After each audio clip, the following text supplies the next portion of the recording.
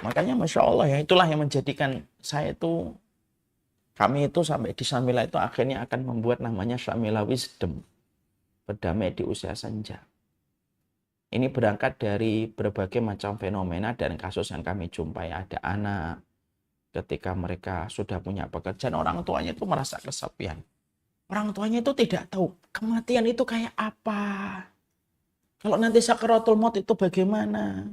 Kalau nanti sakit berat itu apa yang harus saya lakukan? Banyak orang tua tidak tahu. Anaknya tidak sadar itu. Anaknya hanya mengajak orang tuanya jalan-jalan, makan di restoran. Tidak apa-apa, itu sudah hal yang mulia. Tapi jangan berhenti di situ, di-upgrading. Oh, Bapak ini akan berjumpa dengan kematian. Harus kita sampaikan tentang kematian itu apa, kehidupan barzah itu kayak gimana, apa yang akan terjadi kalau mereka nanti meninggal dunia, apa yang terjadi kalau mereka akan mendapatkan rasa sakit, itu kan harus betul-betul diketahui. Selamat datang di channel Langkah Iman Istiqomah. Jangan lupa like, komen, dan subscribe. Dan semoga kita semua mendapatkan ilmu yang bermanfaat. Amin. Tentunya untuk mendapatkan keridhaan dari Allah Subhanahu wa taala bukanlah sesuatu yang bisa dilakukan secara laduni. Mendapatkan keridhaan dari Allah itu tentunya ada jalan yang harus kita ikuti. Ada metode yang harus kita perhatikan, kita kerjakan, dan kita amalkan pada perjalanan kehidupan kita sampai kita mendapatkan keridhaan dari Allah. Tidak mungkin seorang hamba tanpa ikhtiar, tanpa pengorbanan dia mendapatkan keridhaan begitu saja. Karena sesungguhnya kita sudah diingatkan di dalam salah satu syair. Tarjun najata walam tasluk masalikaha fa inna safinata la tajri alal yabas. Tarjun najata, kamu mengharapkan sukses, tetapi kamu tidak menempuh jalannya, tidak memperhatikan pengorbanan dan metode yang kamu berikan ketika ingin mengharapkan kesuksesan, maka sesungguhnya kapal tidak akan pernah berlayar di atas daratan pasir. Dan inilah yang menjadikan kita memahami. Kita tahu tidak ada yang membuat kita besar kecuali adalah keridhaan Allah apabila kita peroleh.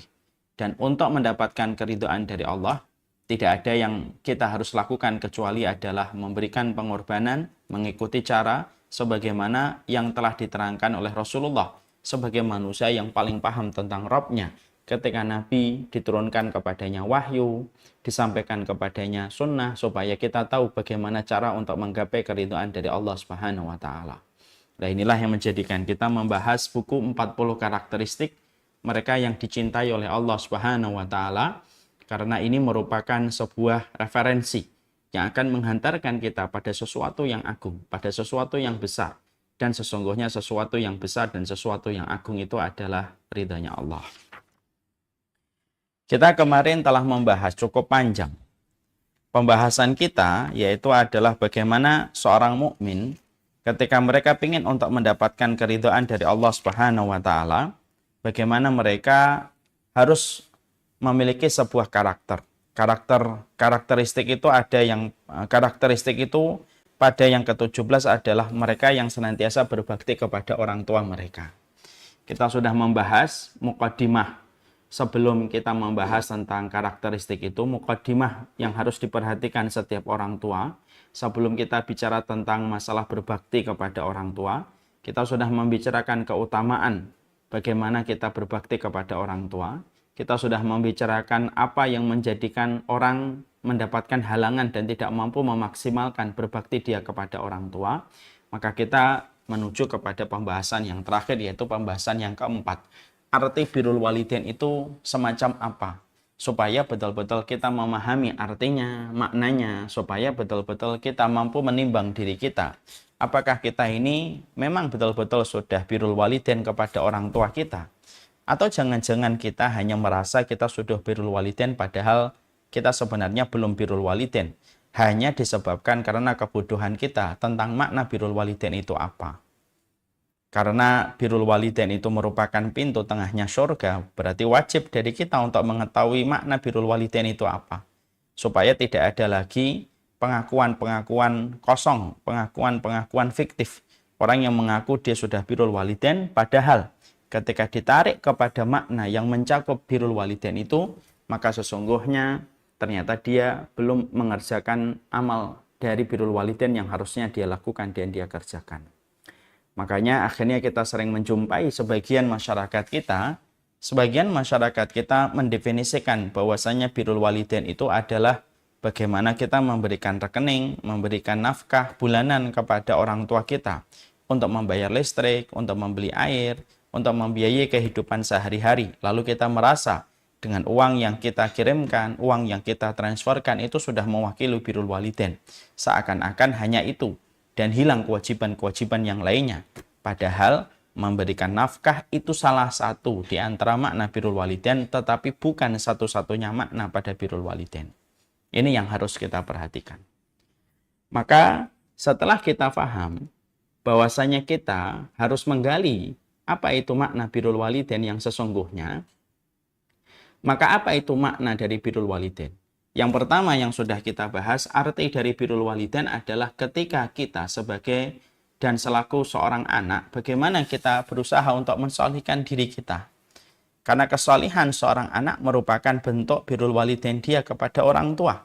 Karena sesungguhnya ketika seorang anak, dia berusaha terus dan tidak pernah bosan untuk berupaya bagaimana menjadikan dirinya menjadi laki-laki atau menjadi seorang wanita, anak yang solih kepada Allah, taat kepada Allah, maka sesungguhnya yang pertama kali akan merasakan manfaat dari kesolihan anak itu adalah orang tua, terutama ketika orang tua sudah meninggal dunia. Ya. Karena sesungguhnya saya sudah menyampaikan berulang-ulang, karena sesungguhnya tidak setiap doa yang dipanjatkan seorang anak kepada orang tuanya itu secara otomatis diterima sama Allah. Sampai ketika seorang anak betul-betul memiliki karakter dan sifat kesalihan. Barulah ketika dia memiliki karakter dan sifat kesalihan, doanya dia kepada orang tua bisa bermanfaat bagi orang tuanya ketika datang dari anak yang solih, dan bukan hanya sekedar ketika dia menjadi anak, tapi tidak pernah peduli tentang kesalihan pada hidupnya. Makanya kita membaca salah satu hadis yang terkenal, sesungguhnya Rasulullah bersabda, seluruh anak Adam apabila meninggal dunia terputus seluruh amalnya kecuali 3 perkara. Salah satu di antara 3 perkara itu disebutkan oleh baginda Nabi, waladun salihun yad'ulahu, anak yang salih yang mendoakan orang tuanya.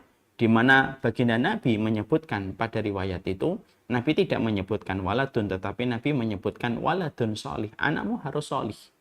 Kalau anakmu nggak salih, maka setiap mendoakan orang tuanya bisa terganggu dengan dosa dari anak itu ketika anak itu tidak betul-betul berusaha meninggalkan dosa-dosa besar dan senantiasa menjadi solih dengan taubat yang dia berikan kepada Allah. Inilah pentingnya bagaimana kita mendidik anak yang solih, dan bagaimana setiap anak menyadari tidak ada kado terindah yang dia bisa hadiahkan kepada orang tuanya kecuali adalah kesolihan dirinya. Makanya saya kemarin mengingatkan, kalau ada di antara kita belum bisa mengumrohkan, belum bisa menghajikan orang tua kita, kita boleh sedih, tapi kesedihan kita tidak boleh berlebih-lebihan. Tapi ketika kita walaupun belum bisa untuk memberikan haji, memberikan tiket umroh kepada orang tua kita, tapi setiap harinya kita melakukan ketaatan kita kepada Allah, berusaha komitmen untuk menahan diri kita dari segala macam yang dilarang dan dimurkai oleh Allah, maka kesolihan itu pun merupakan bagian hadiah terindah, walaupun mungkin pada saat ini dia belum sempat dan belum bisa untuk memberikan tiket haji dan umrah kepada orang tuanya. Dan itulah yang kita harus paham yang pertama. Sudah kita bahas panjang lebar. Yang kedua, arti birrul walidain itu adalah memberikan yang terbaik. Artinya tidak gampang untuk mengatakan tidak bisa kepada orang tua. Dengan berbagai macam alasan dan berbagai macam udzur yang begitu mudah untuk dibuat dan begitu mudah untuk direkayasa udzurnya kepada orang tua, hanya karena dia begitu gampang untuk mengatakan kepada bapak dan ibunya, maaf saya tidak bisa, kecuali memang betul-betul udzur dia tidak bisa.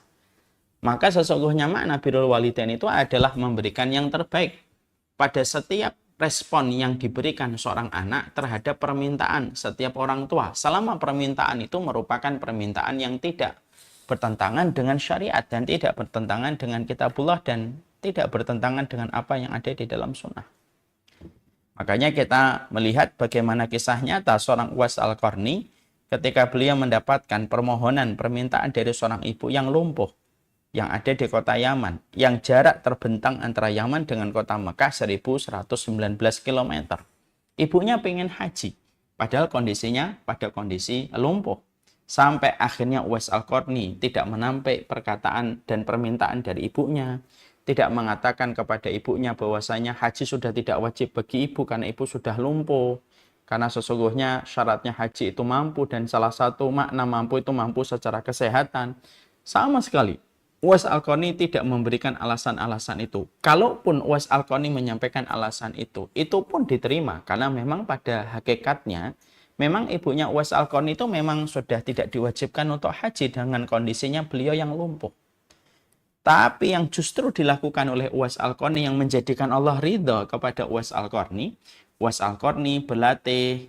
Beliau sebelum berlatih, beliau membeli anak sapi, beliau latih dirinya untuk naik turun bukit, supaya betul-betul melatih masa ototnya, bagaimana mengasah energinya. Sampai ketika beliau merasa sudah kuat dan sudah saatnya, beliau menggendong ibunya. 1119 km dari Yaman menuju ke Mekah, balik lagi 1190 km dari Mekah menuju ke Yaman, dan itu dibuktikan oleh Uwais Al-Qarni supaya memberi arti kepada kita. Arti birrul walidain itu adalah memberikan yang terbaik dan tidak gampang menolak permintaan dan permohonan mereka. Dan itulah baru disebut dengan birrul walidain. Sekarang kita sering menjumpai banyak anak itu suka berkata, saya nggak bisa bu, saya nggak bisa pak. Begitu mudah bersembunyi di balik setiap alasan yang dia miliki ketika sudah berbicara pada permintaan dan permohonan seorang bapak dan seorang ibu. Terkadang kita juga menjumpai karena alasan-alasan yang remeh, alasan hobi, alasan bermain, ataupun alasan-alasan yang sebenarnya masih bisa untuk dipending, untuk mendahulukan dan memprioritaskan apa yang menjadi urusan orang tuanya.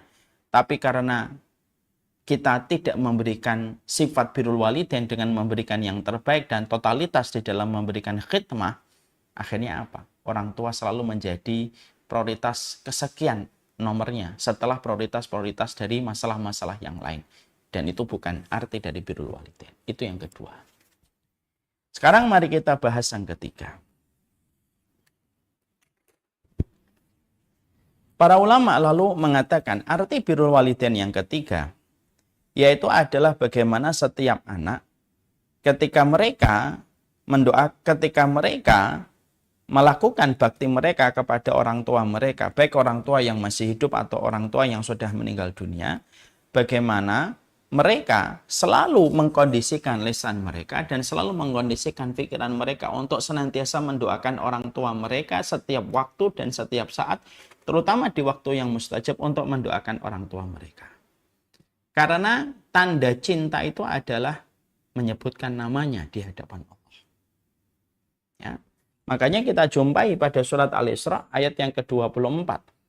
Allah jelas menyampaikan pada ayat ini, wahfid lahuma janahal dhulli minar rahmah wa qur rabbirhamhuma kama rabbayani shaghira. Pada surat Al-Isra ayat yang ke-24, Allah jelas mengatakan bagaimana Allah perintahkan kepada setiap keturunan, setiap anak, rendahkanlah, ya. Rendahkanlah, yaitu kedua sayapmu dengan penuh tanda kasih sayang, dan katakanlah, Rabbirhamhuma kama rabbayani shaghira. Ya Allah, rahmatilah kedua orang tua kami sebagaimana mereka telah menyayangi kami, merahmati kami di waktu kami pada kondisi masih belia. Ini menunjukkan kepada kita bahwasanya makna birrul walidain itu adalah bagaimana kita menyertakan namanya di waktu-waktu yang mustajab ketika kita berdoa kepada Allah. Tanda kejujuran kita di dalam mencintai orang tua kita yang mendoakan. Ketika kita menyertakan nama orang tua kita di dalam sujud, setelah kita dzikir habis sujud, setelah kita membaca dzikir sujud ketika sedang sujud, lalu kita berdoa, yaitu adalah Rabbana firli wali walidayya walil mu'minin yauma yaqumul hisab. Kita berdoa. Kita sertakan namanya. Ketika kita melewati sepertiga malam yang terakhir, ketika kita melewati bagaimana safar dengan doa mustajab yang Allah berikan fasilitasnya untuk kita. Di semua waktu yang mustajab kita selalu mengingat mereka, mengingat apa yang telah mereka lakukan pada kehidupan kita, dan kita sertakan nama mereka ketika kita mendoakan mereka. Dan itu merupakan salah satu bentuk dari birrul walidain. Ya, makanya kita tentunya sangat kenal sekali dengan sebuah riwayat bagaimana kita menjumpai dan bagaimana kita mendapati ada seorang wanita yang ditinggikan derajatnya di surga, ditinggikan derajatnya di surga. Maka wanita ini bertanya kepada Allah, apa yang menjadikan saya masih ditinggikan derajatnya di surga padahal saya sudah meninggal dunia? Apa amalan yang membuat saya mendapatkan fasilitas untuk terus ditinggikan di dalam surga? Maka pada saat itu dijawab, bi-istighfari ibnik. Ya, ini adalah karena permintaan ampunan yang disampaikan oleh anakmu. Permintaan ampunan itulah yang menjadikan selalu engkau ditinggikan derajatnya di surga. Inilah yang menjadikan akhirnya kita paham tentang masalah ini. Ya. Jadi mendoakan itu merupakan salah satu di antara perkara besar. Karena terutama ketika kita sudah mendapati orang tua kita meninggal dunia, kalau sudah mendapati orang tua kita meninggal dunia, maka sesungguhnya setiap teriakan kita tidak akan pernah terdengar oleh telinga orang tua kita. Setiap isak tangis kita tidak akan pernah nyampe kepada orang tua kita. Tapi setiap lirihnya kita berdoa untuk mereka, walaupun tidak sekeras teriakan dan isak tangis manusia ketika ditinggalkan orang tuanya, doanya itu terdengar oleh orang tua mereka. Itu terdengar oleh orang tua mereka. Dan itulah yang seharusnya kita berikan terus prioritas kita. Mendoakan mereka setiap waktu, mendoakan mereka setiap saatnya. Kita mendoakan mereka setiap waktunya, kita mendoakan mereka setiap saatnya. Karena sesungguhnya itulah perkara yang sampai kepada mereka untuk menunjukkan kepada kita betapa dahsyatnya kekuatan doa dan betapa beruntungnya mereka yang menyadari bahwasanya tidak ada senjata yang paling besar bagi orang yang beriman kecuali adalah doa. Dan doa itu ditujukan kepada orang tuanya. Ya. Ini juga berlaku pula ketika kita menjumpai dan mendapati orang tua kita. Mungkin tidak sebagaimana yang kita harapkan. Orang tua kita masih hidup. Lalu ternyata orang tua kita melakukan perkara-perkara yang menurut kita melampaui batas. Doakan. Bisa jadi orang tua kita hari ini mereka melampaui batas disebabkan kita selaku keturunan tidak betul-betul mendoakan mereka dengan tulus dan menyertakan namanya ketika kita mengadu kepada Allah. Karena doanya anak datang dari hati yang tulus itu ya mustajab betul, dan itu besar posisi dan kedudukan doa, soalnya doanya seorang anak. Dan ini merupakan bentuk birrul walidain. Saya punya kisah nyata, ada seorang anak ketika saya masih SMP mengadukan tentang bapaknya yang tidak pernah sholat. Bapaknya tidak pernah sholat, sama sekali tidak pernah sholat. Betul-betul Islam abangan. Ketika dia mengadukan tentang bapaknya yang tidak pernah sholat, gitu, tidak ada harapan dan tidak ada keinginan beliau kecuali satu, dia ingin melihat bapaknya sholat. Anak-anaknya ikut di TPA, anak-anaknya bisa membaca Al-Quran. Anak-anaknya lancar ketika membaca Al-Quran. Tapi orang tuanya tidak sholat. Padahal anak-anaknya di sekolah agama. Dimasukkan ke taman pendidikan Quran. TPA-nya sama dengan saya. Maka ketika itu menjadi sebuah keinginan, tidak ada yang dilakukan anak itu kecuali terus berdoa. Dia terus berdoa, dia terus berdoa, dia terus berdoa kepada Allah. Setahun dia berdoa tidak dikabulkan oleh Allah. 2 tahun dia berdoa belum dikabulkan oleh Allah. 3 tahun dia berdoa belum dikabulkan oleh Allah. Sampai akhirnya 5 tahun berlalu dan dia tidak pernah bosan untuk berdoa. Akhirnya setelah 5 tahun berdoa, Allah kabulkan. Allah jadikan hati bapaknya tersentuh. Satu hari pada hari Jumat, beliau tiba-tiba meminta sarung. Tiba-tiba beliau ingin untuk sholat Jumat. Padahal selama ini tidak pernah menginjakkan kaki untuk melaksanakan sholat Jumat. Akhirnya sholat Jumat beliau ke masjid kampung. Setelah itu pulang sempat membuat geger omongan beberapa tetangga yang ikut senang. Wah, sekarang sholat gitu. Karena mereka juga mengenalnya sebagai seorang muslim abangan. Akhirnya sholat. Dan akhirnya menjaga sholatnya tidak lama, 2 tahun, 3 tahun setelah itu beliau meninggal dunia. Dan ternyata ketika saya melihat, ini salah satunya disebabkan karena doanya seorang anak yang tidak pernah berhenti berharap kepada Allah supaya Allah menggenggam hati bapaknya di dalam ketaatan, menyentuh hati dan jiwa bapaknya supaya mendirikan sholat. Dan betul-betul terjadi, akhirnya mendirikan sholat. Makanya makna birrul walidain yang ketiga itu apa? Makna birrul walidain yang ketiga itu adalah, ya bagaimana kita mendoakan. Apapun kekecewaan yang pernah kita lalui, baik mungkin ketika orang tua kita dulu tidak maksimal ketika merawat kita, mungkin ada hal-hal yang tidak sesuai harapan kita ketika kita dulu dididik sama orang tua kita, bagaimanapun tetap maafkan. Dan cara kita memaafkan adalah tulus bagaimana kita mendoakan mereka dan memberikan kesaksian kepada Allah. Walaupun mungkin orang tua kita punya kekurangan, tapi kita jangan pernah bosan untuk bersaksi di hadapan Allah bahwasanya orang tua kita itulah yang terbaik ketika merawat kita selaku hambanya Allah.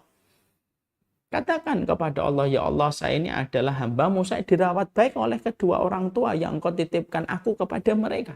Doa sama Allah. Mintalah kebaikan. Supaya nanti ketika kita tulus mendoakan orang tua kita, anak-anak kita pun akan tulus dan setia mendoakan kita setiap waktu dan setiap saat. Karena yang menjadi harapan kita itu ya anak. Makanya maaf ya, orang kalau sudah melewati angka 40, contohnya saya, kalau sudah melewati angka 40, maka kita harus paham kalau sudah melewati angka 40, tidak ada yang paling penting efektif dalam satu amal itu kecuali adalah yang paling efektif dalam sisa kehidupan kita itu apa? Betul-betul memperhatikan dan berkonsentrasi kepada anak kita dan pendidikan anak kita. Karena apa? Karena mereka lah yang paling setia mendoakan kita. Mereka lah yang paling setia mengingat kita. Memori mereka tentang kita tidak akan mudah terhapus. Terutama ketika kita menjadi orang tua yang terus membersamai mereka, maka itulah yang akan menjadikan kita beruntung ketika kita mendapatkan doa dari mereka.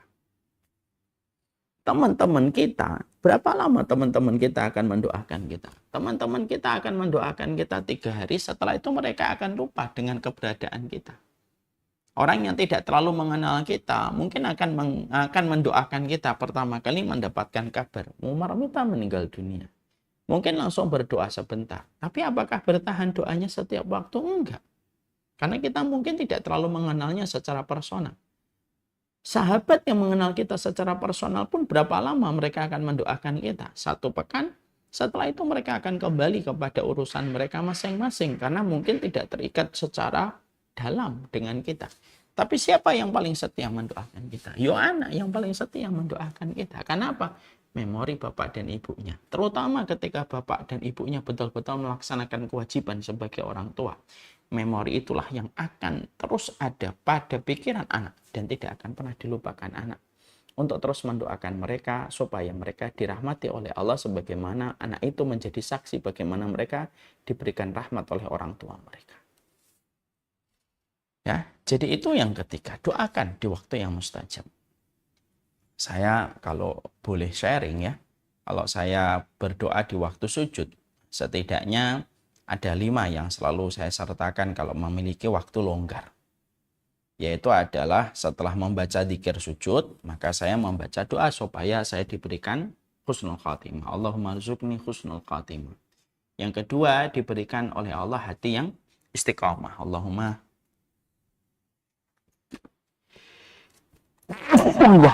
Allahumma ya muqallibal qulub tsabbit qalbi ala dinika.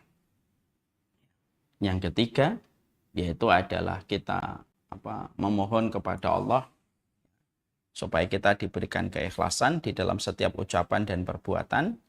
Baru setelah itu kita berdoa, Rabbana firli wa liwalidayya walil mu'minina yauma yaqumul hisab. Ya Allah, ampunilah diri saya, ampunilah kedua orang tua saya dan orang beriman ketika nanti di pengadilan Engkau, di pengadilan Allah. Nah, itu kita ucapkan di setiap sujud. Bahkan kalau bisa sebelum salam pun kita mengucapkan kembali doa itu, Rabbana firli wa liwalidayya walil mu'minin yauma yaqumul hisab, atau Rabbirhamhuma kama rabbayani shaghira, sebagaimana pada surat Al-Isra 24. Itulah yang menjadikan kita paham. Nah, inilah yang menjadikan kita juga kalau boleh mengkaitkan, mungkin ada sebagian orang kan nanya gitu, kenapa ya memori kita tentang orang tua kita, walaupun orang tua kita sudah meninggal 10 tahun yang lalu, 15 tahun yang lalu, tapi kenapa memori kita selalu ingat tentang mereka? Salah satu hikmahnya, Kalaupun engkau sudah diwafatkan bapak dan ibumu, tapi memorimu tentang orang tuamu tidak pernah hilang. Itu salah satu hikmahnya supaya kamu tetap setia mendoakan mereka setiap waktu dan setiap saat. Ini yang menjadikan kita memahami betul. Ini yang ketiga. Arti birrul walidain yaitu adalah bagaimana arti birrul walidain itu adalah selalu senantiasa mendoakan, tidak pernah bosan dan tidak pernah letih di dalam kita mendoakan mereka. Ini yang ketiga. Yang keempat, ya. Arti dari birrul walidain yang keempat yang dikatakan oleh para ulama yaitu adalah menemani mereka. Menemani mereka dalam setiap hari-hari yang mereka lewati, dalam setiap aktivitas-aktivitas yang mereka kerjakan. Tentunya kita diperintahkan bukan kita hanya diperintahkan sekedar mengirimkan transfer, tapi diperintahkan kita untuk selalu dekat dengan mereka, menemani hari-hari mereka, menemani kebersamaan dengan mereka pada setiap waktu yang kita miliki bersama dengan mereka. Makanya salah satu di antara kebahagiaannya orang tua itu kadang-kadang sederhana. Ketika rumahnya tidak terlalu jauh dengan rumah anaknya. Makanya kalau bisa, kalau seorang penuntut ilmu, mari kita mencontoh Abu Hurairah. Abu Hurairah itu ketika memilih rumah tidak jauh dari rumah ibunya. Tidaklah beliau ketika akan mengambil hadis dari Rasulullah kecuali dia selalu menyampaikan salam terlebih dahulu kepada ibunya. Kalau salamnya sudah dijawab, barulah dia bergegas menemui Rasulullah Shallallahu Alaihi Wasallam. Maka sesungguhnya menemani ini merupakan salah satu bentuk birrul walidain. Kadang-kadang orang tua kita tidak terlalu membutuhkan materi, karena mungkin mereka bisa jadi memiliki tabungan-tabungan yang sudah mereka persiapkan di waktu muda untuk menemani mereka di masa tua. Maka yang tidak ada yang paling mereka butuhkan kecuali adalah bagaimana setiap anak itu memiliki empati, memiliki kebersamaan dengan mereka dalam beberapa hal yang bisa menjadikan mereka tidak merasa kesepian di masa senja. Yang paling menyiksa itu sepi. Yang paling menyiksa itu sepi. Itu saya dapatkan perkataan ataupun hal ini saya dapatkan ketika saya banyak bertanya sama orang tua. Setiap saya ketemu orang tua kajian gitu ya, orang tua itu saya selalu tanya, apa yang paling menyiksa di masa tua? Sepi. Sepi, Ustaz. Sepi itu paling menyiksa. Bapak itu pun pernah saya banyak tanya gitu, apa yang paling menyiksa itu? Sepi nak, kalau kamu sudah kajian gitu ya, dulu sebelum pandemi, kamu kadang kajian gitu, baru datang ke Bapak malam atau kadang-kadang datangnya pagi sebelum kajian, maka yang paling membosankan itu rasa sepi. Dan tentunya kita paham betul bahwasanya orang tua kita, maka sesungguhnya sudah mulai tersaring hobinya, sudah mulai tersaring aktivitasnya. Maka sesungguhnya musahabatuhum wa sahibhuma. Maka sesungguhnya kita diperintahkan untuk menemani mereka, lalu membicarakan banyak hal dengan mereka, lalu kita menemani dalam setiap aktivitas yang mereka lakukan, maka itu merupakan salah satu bentuk birrul walidain. Karena apa? Kesepian itu menyiksa bagi banyak orang tua. Kesepian itu menyiksa bagi banyak orang tua. Ini pula yang menjadikan kita akhirnya sekali lagi, mintalah kepada Allah. Kalau kita memang seorang anak, mintalah kita kepada Allah supaya kita itu diberikan kesempatan untuk bisa menemani orang tua kita. Profesi, pekerjaan yang kita lakukan, aktivitas yang kita kerjakan itu harusnya tidak bertentangan dengan keinginan kita untuk menemani orang tua kita supaya kita bisa birrul walidain. Makanya tadi saya sampaikan, orang yang beriman kalau dia menuntut ilmu, kalau bisa memilih rumah lokasinya, jangan hanya berdasarkan alasan strategis. Tapi strategisnya orang yang beriman kalau dia memilih rumah itu setidaknya dua. Pertama dekat masjid, yang kedua dekat orang tuanya. Kalau bisa semacam itu, kalau mampu. Dan itu merupakan bagian ikhtiar yang baik.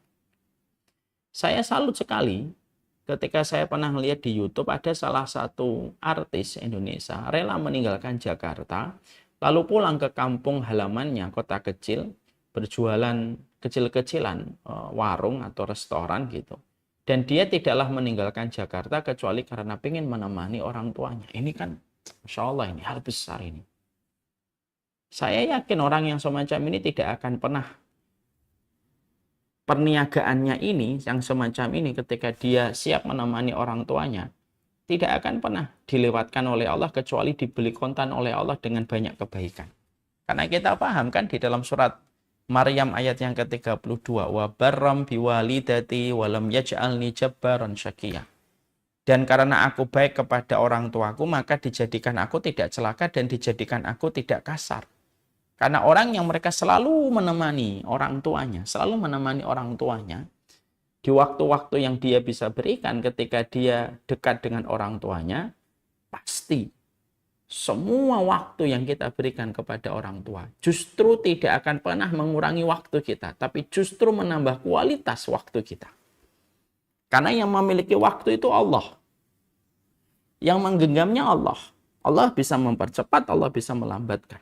Dan tidaklah satu investasi yang terbaik kecuali adalah orang tua. Ada motivator itu yang bilang begini.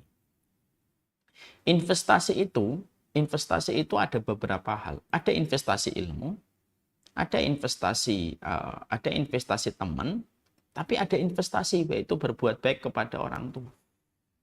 Karena memang menemani orang tua itu tidak akan pernah ngurangin waktu kita.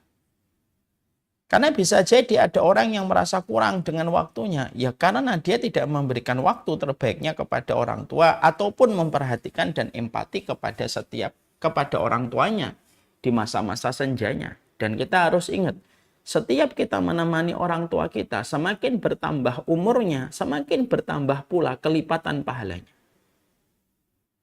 Orang yang menemani orang tua, anak yang menemani orang tua di usia orang tuanya 50 tahun itu berbeda ketika anak menemani orang tua usianya 60 tahun, itu sudah beda.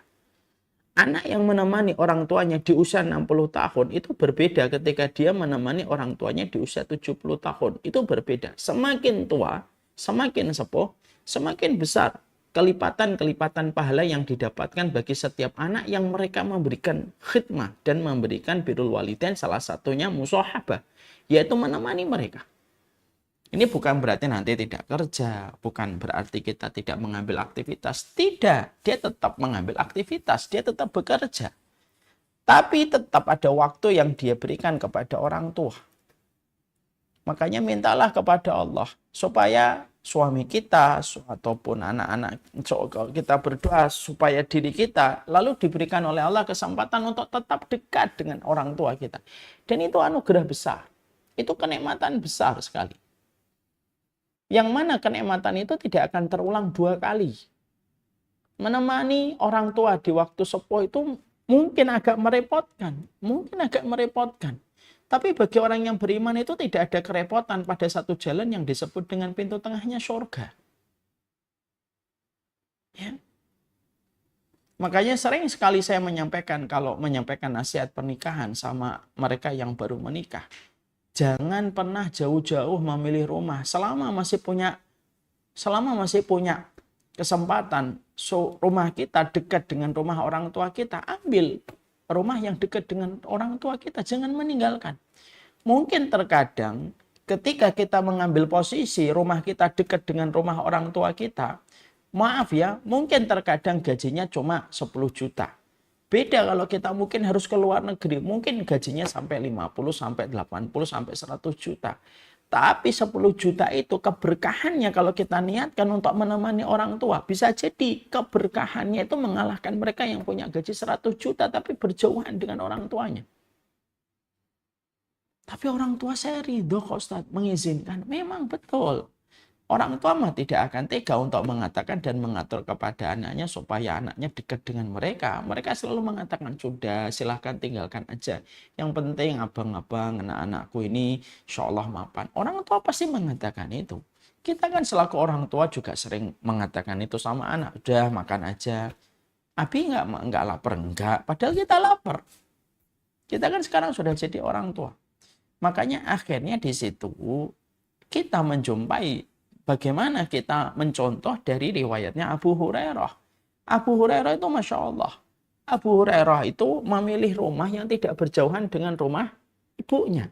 Dan itu pula yang dilakukan oleh Ibnu Umar. Ibnu Umar itu memilih rumah yang tidak berjauhan dengan rumah ibunya. Makanya hampir-hampir Ibnu Umar itu selalu makan bersama dengan ibunya. untuk menemani ibunya. Makanya ada satu riwayat, Ibnu Umar kalau sedang makan bersama ibunya, dia tidak pernah mau makan bareng sama ibunya. Tidak pernah mau makan bareng satu piring dengan ibunya. Ketika ada seseorang yang bertanya sama Ibnu Umar, kenapa kamu tidak mau makan bersama ibumu? Dan kamu selalu tunggu ibumu selesai baru kamu makan. Padahal ibumu mengajakmu untuk makan. Iya, aku khawatir kalau nanti saya makan bersama ibu saya dengan satu piring, ada salah satu lauk yang ada di piring itu yang dilirik oleh ibu saya. Gara-gara saya menemani beliau makan, maka dia memberikan lauk itu kepada saya, tetapi tidak jadi mengambil lauk itu untuk dirinya. Saya tidak mau kayak gitu. Saya biarkan ibu saya makan dulu, saya dapat sisanya. Perkataan Ibnu Umar itu menunjukkan bahwasanya rumahnya Ibnu Umar itu tidak terlalu jauh dari rumahnya ibunya. Dan kita juga menjumpai bagaimana Abu Hurairah pun sama. Kenapa? Para ulama-ulama besar, para sahabat-sahabat itu mereka membangun rumah yang tidak terlalu jauh dari rumah ibu mereka. Lah, alasannya itu simpel gitu. Gimana kita bisa berjauhan dengan pintu tengahnya surga kita? Ya. Makanya beruntung sekali kalau ada di antara kita yang mereka mendapatkan kesempatan ibunya itu mau hidup sama mereka. Lalu kita mendapatkan istri yang selalu menyokong kita dan mendukung kita gitu. Lalu istri kita sabar gitu. Lalu istri kita bisa mengatakan sama kita, enggak apa-apa, Pak, enggak apa-apa ya, enggak apa-apa Bi gitu. Nemenin orang tua kita itu enggak lama. Ini istri yang luar biasa. Kalau sudah betul-betul mendukung kita untuk terus taat kepada orang tua kita. Ya. Tapi kalau ada seorang istri yang justru malah cemburu dengan orang tua dari suaminya, bahkan akhirnya melakukan tindakan yang melampaui batas, kita khawatir apabila ada seorang wanita yang semacam ini, Allah pasti balas itu. Sebelum dia mati, akan dijadikan bagaimana dia merasakan berbagai macam masalah sebelum dia mati. Sebagaimana dia selalu menimbulkan masalah bagi setiap orang tua di masa senjanya. Maka inilah yang menjadikan kita paham, menemaninya itu merupakan hal terpenting. Maka mintalah kepada Allah ketika kita itu memang bisa memohon kepada Allah supaya diberikan jalan rezeki kita itu yang tidak jauh dengan pintu tengahnya surga. Kita memohon kepada Allah supaya kita diberikan satu rumah yang tidak terlalu jauh dari pintu tengahnya surga kita, yaitu adalah rumah orang tua kita. Kalaupun kita misalkan rumah di sini jarak 100 meter, supaya kita bisa mengunjungi kalau pagi, nanti kalau malam bisa mengunjungin lagi setiap waktu. Pasti bahagia, pasti tenang.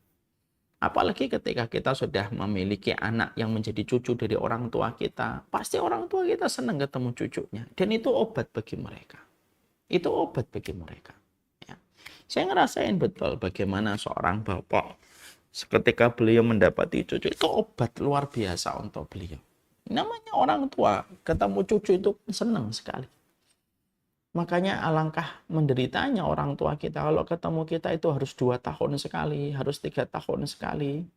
Ketemu kita itu harus 1 tahun sekali. Kalaupun itu terjadi, setidaknya akhirnya harus diantisipasi dengan diganti dengan wasilah banyak menelpon setiap waktu. Setiap saat itu saling menelpon. Karena itu merupakan salah satu bentuk khidmah terbaik kita kepada orang tua kita. Yaitu adalah yang keempat, menemani mereka di usia senja. Karena yang paling menyiksa manusia ketika di usia senja adalah kesepian. Ini yang keempat. Yang kelima, para ulama lalu menerangkan kepada kita makna dari birrul walidain. Setelah kita membahas yang keempat, yang kelima itu apa? Yaitu adalah bagaimana kita tetap memberikan ilmu kepada mereka, terutama pada petunjuk-petunjuk yang mereka belum kenal dan belum mereka pelajari. Kita harus jujur bahwasanya orang tua kita apabila bukan dari keluarga yang paham tentang syariat, mungkin orang tua kita ini memiliki banyak kekurangan, terutama dalam masalah pengetahuan dan referensi tentang masalah sunnah. Dia masih kurang di dalam referensi masalah sunnah. Kewajiban kita selaku anak, yaitu ketika kita poin yang pertama itu mensolihkan, maka poin yang kelima itu apa? Dia terus belajar. Dan apapun yang dia pelajari harus disampaikan kepada orang tua dengan cara yang terbaik. Dengan cara yang terbaik. dengan cara yang bisa diterima oleh orang tua itu ketika mendapatkan asupan ilmu dari seorang anak. Maka ini yang perlu untuk diperhatikan. Banyak anak hari ini, di antara fenomena yang terjadi, banyak anak yang mereka terus belajar. Dia ikut kajian kemana-mana. Tapi apa yang dipelajari pada kajian itu tidak pernah nyampe kepada orang tuanya. Tidak pernah nyampe kepada orang tuanya, lalu akhirnya berkomentar macam-macam tentang orang tuanya. Padahal dia pun tidak pernah aktif. Dia tidak pernah reaktif untuk menyampaikan setiap ilmu yang dia peroleh untuk disampaikan kepada orang tua. Khidmah, berbakti kepada orang tua itu salah satunya dengan ilmu. Sehingga ketika kita mendapatkan tambahan satu ilmu, maka tidaklah bertambahnya ilmu yang kita dapatkan, kecuali kita harus memberikan dan menyampaikan ilmu itu kepada orang tua kita.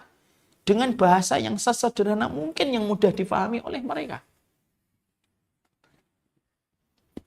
Jangan menjadi seorang anak yang sama sekali tidak ada ghirah, tidak ada semangat untuk menyampaikan ilmu.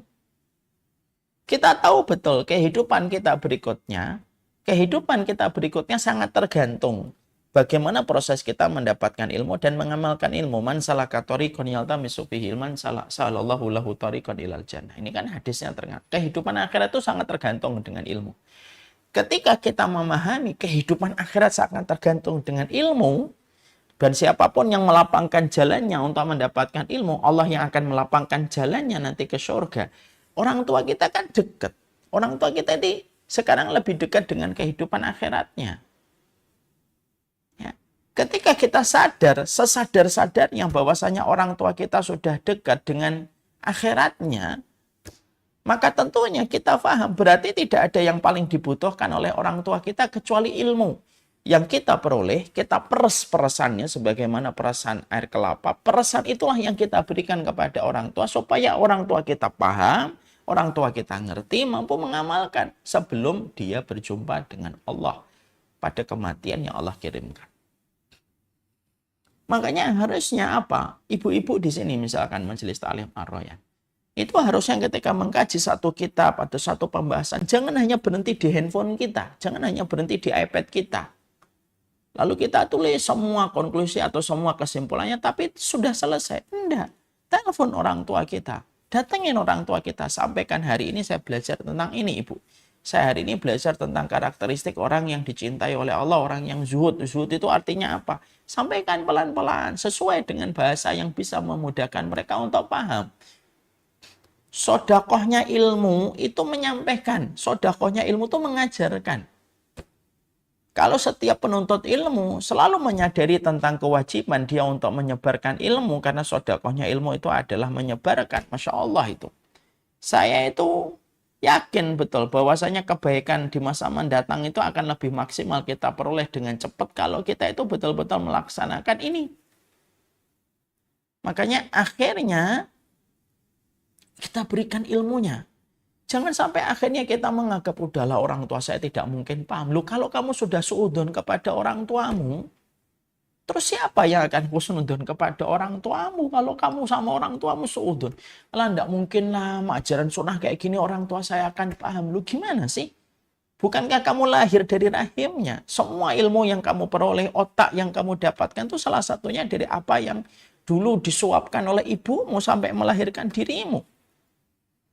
Dan salah satu bentuk terbaik kita birrul walidain itu apa? Salah satu bentuk terbaik dalam kita birrul walidain itu berbagi ilmu. Kita sampaikan tentang masalah sholat ba'diyah, sholat qobliyah, sampaikan. Apa yang menurut kita penting untuk diketahui sama orang tua kita? Kita sampaikan kepada orang tua kita. Supaya orang tua kita mendapatkan petunjuk sebelum dia berjumpa dengan kehidupan barzah.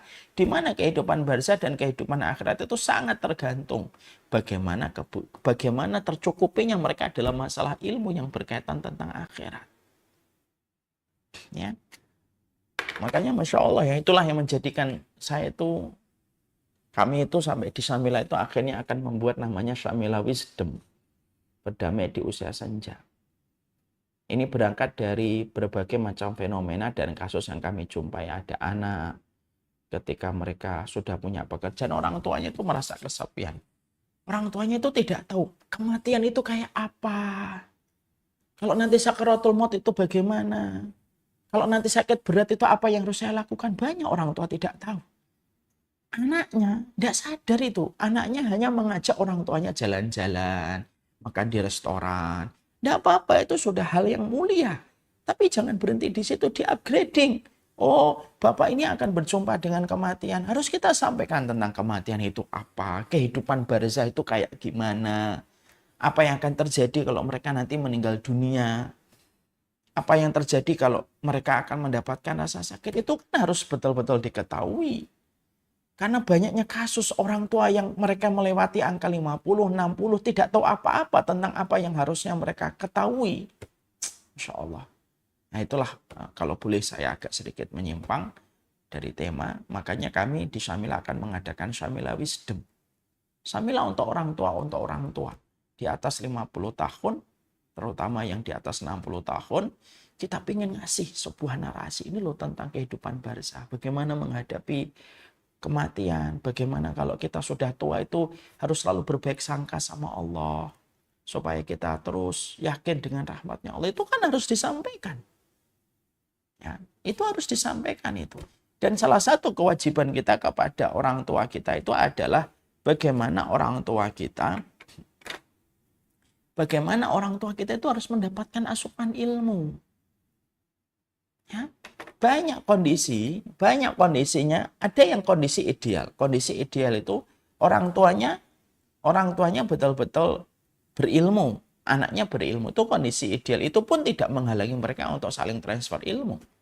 Tapi yang banyak terjadi di masyarakat hari ini, banyak orang tua lahir produk-produk 60-an, produk 70-an, produk 80-an, yang ternyata mereka yang mungkin pada saat itu dakwah belum menggeliat sebagaimana hari ini, ketika dakwah itu begitu semarak di banyak hal, kita bisa mendapatkan akses dakwah itu begitu mudah. Maka yang terjadi itu ketimpangan. Anaknya paham sunnah, anaknya ngerti tentang ilmu, tapi orang tuanya tertinggal di belakang. Lalu anaknya itu tidak pernah peduli untuk menyampaikan ilmu itu. Ya tidak bisa. Harus sampaikan gitu. Dan kita tidak hanya diperintahkan ketika berbakti itu hanya mengirimkan uang dan nafkah. Tapi wajib bagi kita itu memberikan ilmu. Ini ada satu kejadian dulu di Kebayoran Lama. Ada seorang ikhwan ketika mau nikah. Dia senang sekali. Lalu cerita mengundang saya untuk menghadiri pernikahannya. Saat itu insya Allah saya akan datang. Ketika sudah menyanggupi mau datang, selang 2 pekan setelah itu, dia datang lagi ke saya, lalu sedih wajahnya. Saya kira pernikahannya batal, karena nampak wajah sedih itu menggelayut di wajahnya. Saya tanya, kenapa antum sedih, akhi? Iya Ustadz, gitu. Ternyata konsep pernikahan yang saya inginkan, yaitu pernikahan yang sesuai sunnah, begini. Ketika saya sampaikan kepada orang tua saya menolak semua konsep itu. Lalu berkata, udahlah nggak usah neko-neko, nikah itu gimana lumrahnya kayak orang-orang kebanyakan aja nak. Gitu. Saya sedih Ustaz, nikahnya nanti kayak gitu. Orang tua saya malah belum paham tentang sunnah, malah justru menghalangi saya untuk mengamalkan. Saya tidak membela anak itu, tapi justru saya membela orang tuanya. Bukan membela pilihan orang tuanya, bukan. Tapi membela posisinya. Saya lalu ngomong sama Aina itu. Loh, antum tuh sudah ngaji berapa lama? Ya sudah hampir 2 tahun lebih. Loh, kalau antum sudah ngaji selama itu, maka antum harusnya sudah menyampaikan masalah yang antum inginkan itu jauh-jauh sebelumnya. Dan antum harus sabar terus menyampaikan pelan-pelan kepada orang tua antum. Lah antum ngaji selama ini tidak pernah sharing kepada orang tua. Giliran ketika sudah mau menikah, tiba-tiba antum atur orang tua harus begini. Loh antum siapa? Kenapa antum tidak aktif untuk menyampaikan ilmu? Kenapa antum tidak menjadi dai untuk orang tua antum? Karena salah satu makna birrul walidain itu menjadi dai untuk orang tua kita. Jadi menjadi dai untuk orang tua kita itu mulia gitu loh. Karena orang tua kita tuh kalau dapat ilmu dari anaknya itu pasti senang. Pasti senang. Selama kita selalu memperhatikan metode, selalu memperhatikan cara di dalam kita menyampaikan setiap kalimat-kalimat untuk mereka.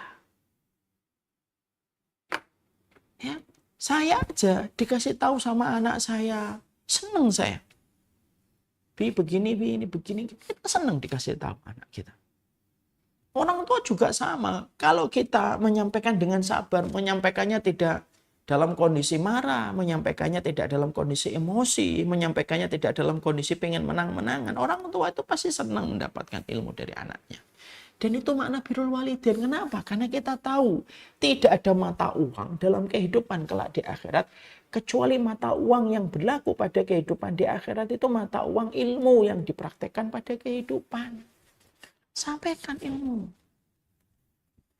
Hari ini belajar apa? Antum-antum yang ada di sini, yang berkumpul di sini. Antum-antum hari ini belajar apa? Oke. Kita memang hari ini belajar ini.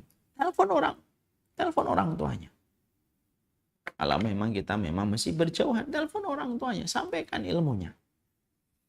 Dan itu akan menjadi sebuah keberkahan besar yang kita akan peroleh dan kita dapatkan untuk itu. Makanya inilah yang menjadikan kita memahami betul. Salah satu di antara makna terbaik, yaitu adalah kita berbagi ilmu. Saya masih ingat sekali gitu. Saya dulu ketika saya dapat ini dari seorang ulama, makna birrul walidain itu salah satunya berbagi petunjuk keilmuan gitu.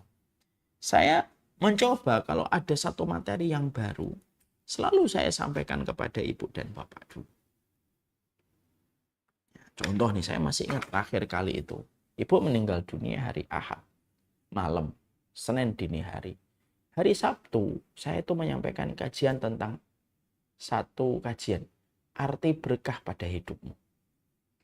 Ini materi yang dulu saya baca dari perkataan Ibnu Rajab. Ini sudah lama, sekitar 8 tahun yang lalu.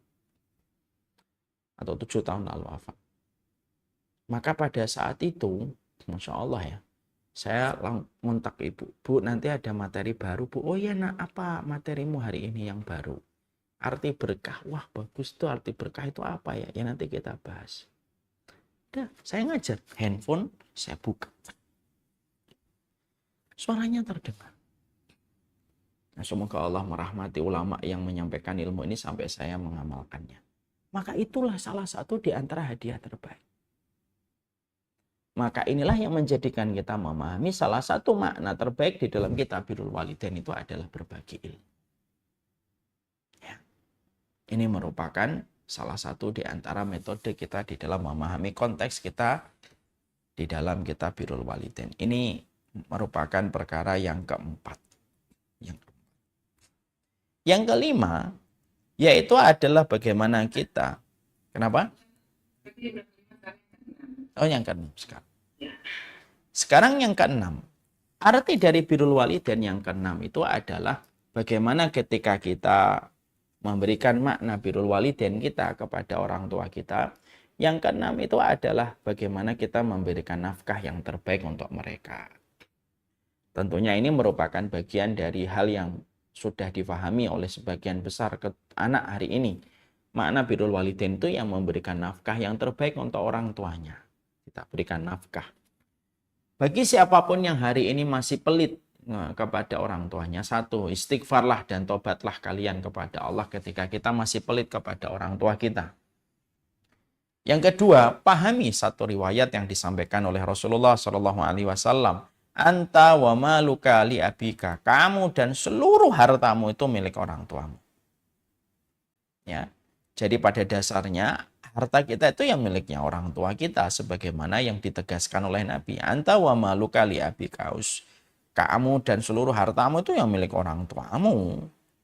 Jadi misalkan secara hitung-hitungan dohir ya pada hadis ini, antum punya mobil 2, punya rumah di Jakarta, itu ya sebenarnya kalau orang tua kita minta, ya harus dikasih. Kamu punya uang berapa, nak? 3 miliar, Pak. Rumahmu di mana? Di Jakarta. Ya sudah, saya ambil semua ya. Kalau ada yang ekstrim kayak gitu, harus dikasih. Secara hukum fikih, maka benar. Permintaan itu tidak boleh ditampik. Karena memang seluruh dari harta kita itu milik orang tua kita. Makanya maaf ya, kalaupun ada kasus ekstrim, naudzubillah min dzalik, ini secara tinjauan fikih hukum. Ada orang tua bunuh anak, dalam Islam itu tidak bisa dikisos.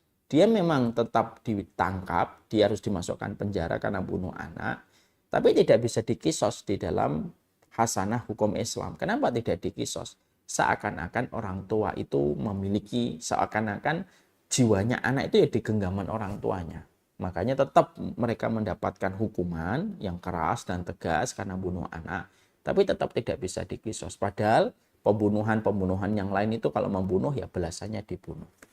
Itu menunjukkan kepada kita bahwasanya hatta apa yang ada di kita, apapun yang kita miliki, itu semuanya itu pada dasarnya kalau orang tua kita minta harus dikasih. Makanya akhirnya bukan hanya sekedar memberi nafkah, tapi memberikan nafkah yang terbaik. Dan tidaklah seseorang ketika mereka memberikan nafkah yang terbaik kepada orang tuanya, kecuali pasti diganti oleh Allah. Pasti diganti oleh Allah. Ya. Saya dapat kisah itu banyak tentang masalah ini. Ada salah satu ikhwan, dia kerja di bagian jasa IT. Maka dia mendapatkan permintaan dari orang tuanya. Orang tuanya itu kepepet banget, minta uang sama beliau. Saat itu di rekening beliau cuma 500.000. Di rekening beliau 500.000. Di rekening saya Ustaz cuma 500.000. Ibu WA saya. Minta uang, nak. Ternyata ibu butuh banget ini, nak. Gitu. Nah, saya lagi awal-awal pandemi sepi job. Tinggal 500.000. Saat itu saya mau ngomong gitu. Bu, uang saya tinggal 500.000. Ibu separohnya saya ya. Gitu. Saya nggak tega gitu kalau hanya ngasih 250. Saya ngomong sama istri saya. Boleh nggak kita kasih 500.000? Nanti kita gimana, Pak? Allah yang ngaturlah untuk kita insya Allah. Yes, bismillah. Istri alhamdulillah. Istri yang menerima. Salah satu di antara ciri wanita salihah. Akhirnya 500.000 dikirim. Ditransfer untuk ibunya. Lu nggak sampai 24 jam. Malamnya tiba-tiba ditelepon sama satu kantor. Di mana kantor itu meminta proyek sama beliau untuk mengerjakannya. Dan biasanya SOP-nya itu dibayar setelah pekerjaan selesai. Tapi entah kenapa, dan Allah yang pasti tahu tentang semua yang terjadi pada hati manusia, maka beliau pemilik dari perusahaan ini yang meminta proyek kepada ini, itu mengatakan, udah mas saya nggak bayarnya, saya transfer sekarang aja gitu. Pada saat itu orang itu bilang, maaf Pak, kebiasaan kita nanti dikirim setelah selesai. Enggak usahlah kelamaan, takutnya dipakai yang lain. Saya transfer aja, minta nomor telepon, minta nomor rekeningnya saya transfer. Padahal proyeknya aja belum dikerjain. Ini kisah nyata ini. Kisah itu kan terkadang menambah makna pada apa yang kita pelajari dalam syariat. Karena apa? Kisah-kisah itu yang akan membangkitkan hati kita.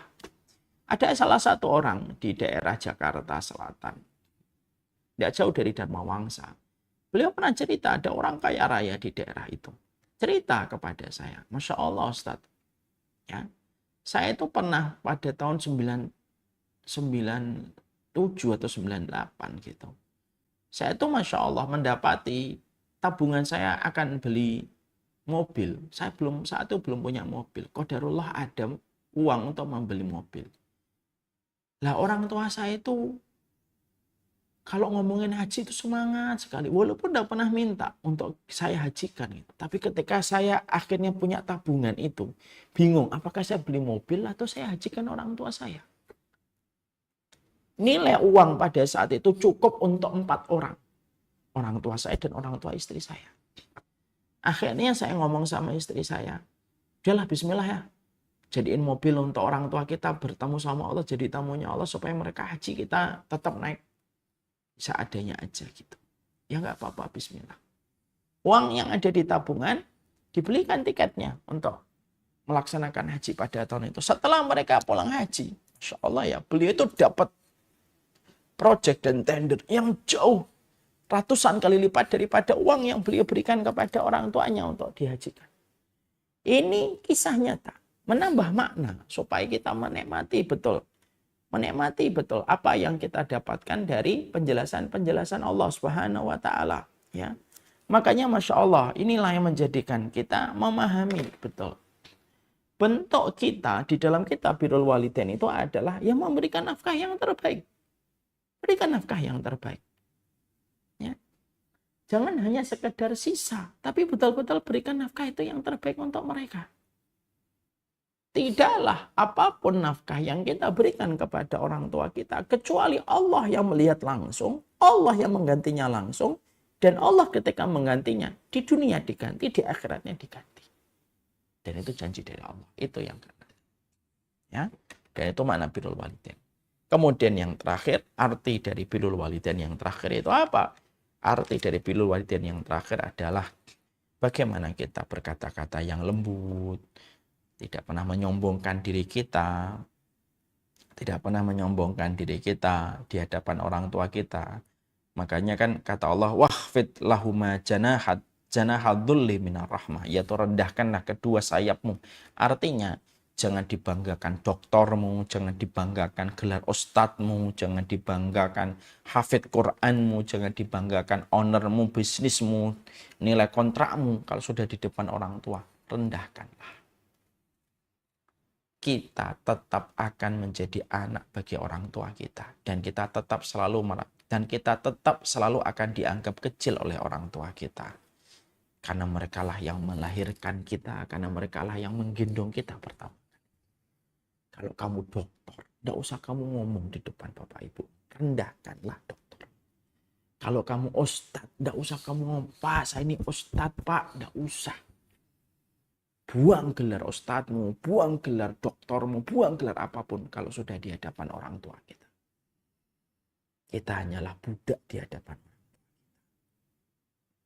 Berkata-katalah yang lembut, bersikaplah yang terbaik. Seorang Ibnu Umar tidak pernah mau makan bareng bersama ibunya. Karena khawatir kalau makanan yang dilirik oleh ibunya lalu tidak jadi diambil ibunya gara-gara saya makan bareng ibu saya dan ibu lebih merelakan itu dimakan saya. Saya menganggap itu sudah dalam kondisi durhaka kepada orang. Makanya inilah yang menjadikan kita paham. Itulah arti dan makna dari birrul walidain. Semoga Allah merahmati kita. Semoga Allah memahamkan kita kepada perkara yang Allah cintai dan Allah ridhoi. Tinggal bagaimana praktik. Kalau orang tua kita sudah meninggal, bagaimana Ustaz? Kalau orang tua kita sudah meninggal, solihkan diri kita. Doakanlah yang terbaik. Yang ketiga, janganlah menjadi orang yang bakhil untuk berinfak. Dan infaklah atas nama orang tua. Salah satunya. Hari ini, kamu mendapatkan rezeki 1-2 juta. 500.000. Saya infakkan atas nama Bapak dan Ibu. Cari orang fakir miskin. Berikan secara langsung untuk mereka.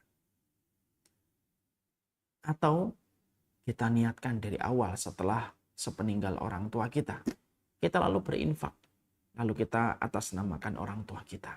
Ya Allah, Bapak dan Ibu saya sudah meninggal. Apapun infak yang datang dari saku saya dan rekening saya ya Allah. Untuk saya dan keluarga, untuk menjaga keluarga saya dari bala. Salah satunya pula untuk orang tua saya. Bangunkan masjid untuk orang tua kita. Kalau tidak mampu, bangunkan musola. Kalau tidak mampu, bangunkan kelas di pondok untuk anak kita, untuk orang tua kita. Berikan wakafnya supaya terus berjalan. Alirkan air. Cari mana itu tempat air yang mengalirkan air. Gali air atas nama orang tua kita. Maka itu akan nyampe pahalanya untuk mereka. Harta itu dari Allah. Tapi pasti diganti oleh Allah. Apalagi kalau kita niatkan untuk orang. Wassallallahu ala nabiyina Muhammad. Walhamdulillahi rabbil alamin. Berarti sifat yang ke-17 sudah selesai.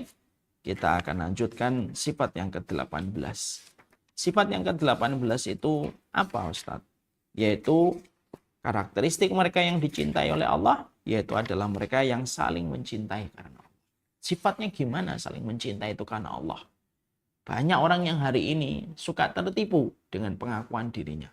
Saya mencintai karena Allah. Padahal dia mencintai karena golongannya. Bukan karena Allah.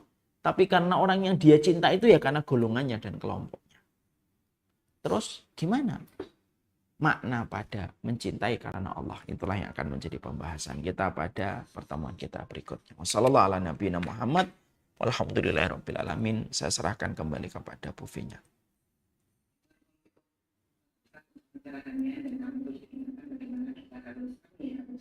masih ada, masih hidup atau masih meninggal. Jadi Ustaz, tadi Ustaz sudah menyampaikan di poin ketiga bahwa kita kan mengatakan atau menyebut nama orang tersebut pada saat kita berdoa sebelum saja. Kemudian saya mau Ustaz menginformasikan juga kepada kami doa-doa kita kepada orang tua tadi, salah satunya seperti di surat Ibrahim dan Al-Isra. Kemudian saya ingin menginformasikan ini Ustaz, yang sekarang ini banyak juga orang tuh yang kita sering dengar bahwa kirim hadiah dengan aktivitas orang tua kita gitu ya. Sering-sering itu sama itu memberikan hadiah kita kepada orang tua dan menggunakan al-fatihah. Nah, bagaimana kedudukan doa yang tadi itu Ustaz yang saya sampaikan? Apakah itu juga seperti hadiah juga kepada orang tua kita sudah wafat atau gimana Ustaz? Tentang tersiksaan orang tua pada saat waktu dia merasa kesepian tadi saat yang Ustaz berdiskusi dengan ayahnya Rasulullah Ustaz merasa kesepian itu adalah persiksaan. Apakah ada kiat-kiat dari Rasulullah bagaimana mengatasi kesepian itu Ustaz pada saat mungkin kesepian tidak ada di hati atau Bagi orang tuanya atau gimana Om? bagi orang tuanya kiat-kiatnya gimana dalam menghadapi kesepian dan kesendirian tadi itu? Apakah ada kiat-kiat untuk menghadapi kesendiriannya dia itu tadi Ustaz? Oh gitu. Iya. Yang pertama, kita sampaikan tentang bagaimana memberikan pahala Al-Fatihah untuk orang tua kita. Tentunya kalau kita memahami tentang konteks ini tidak lepas dari perbedaan para ulama. Bahwasanya para ulama itu mereka berbeda pendapat tentang masalah apakah membacakan hadiah Al-Fatihah itu nyampe atau tidak nyampe. Maka dalam beberapa riwayat dari madhabnya Imam Syafi'i mengatakan itu tidak nyampe. Tetapi kalau kita melihat kepada beberapa pendapat-pendapat yang lainnya, kita akan menjumpai bahwasanya beberapa ulama mengatakan memberikan hadiah Al-Fatihah kepada orang tua itu nyampe. Karena ihda'ul mayyit, memberikan hadiah bacaan Quran kepada mayit, salah satunya dari madhabnya Imam Ahmad bin Hambal itu nyampe.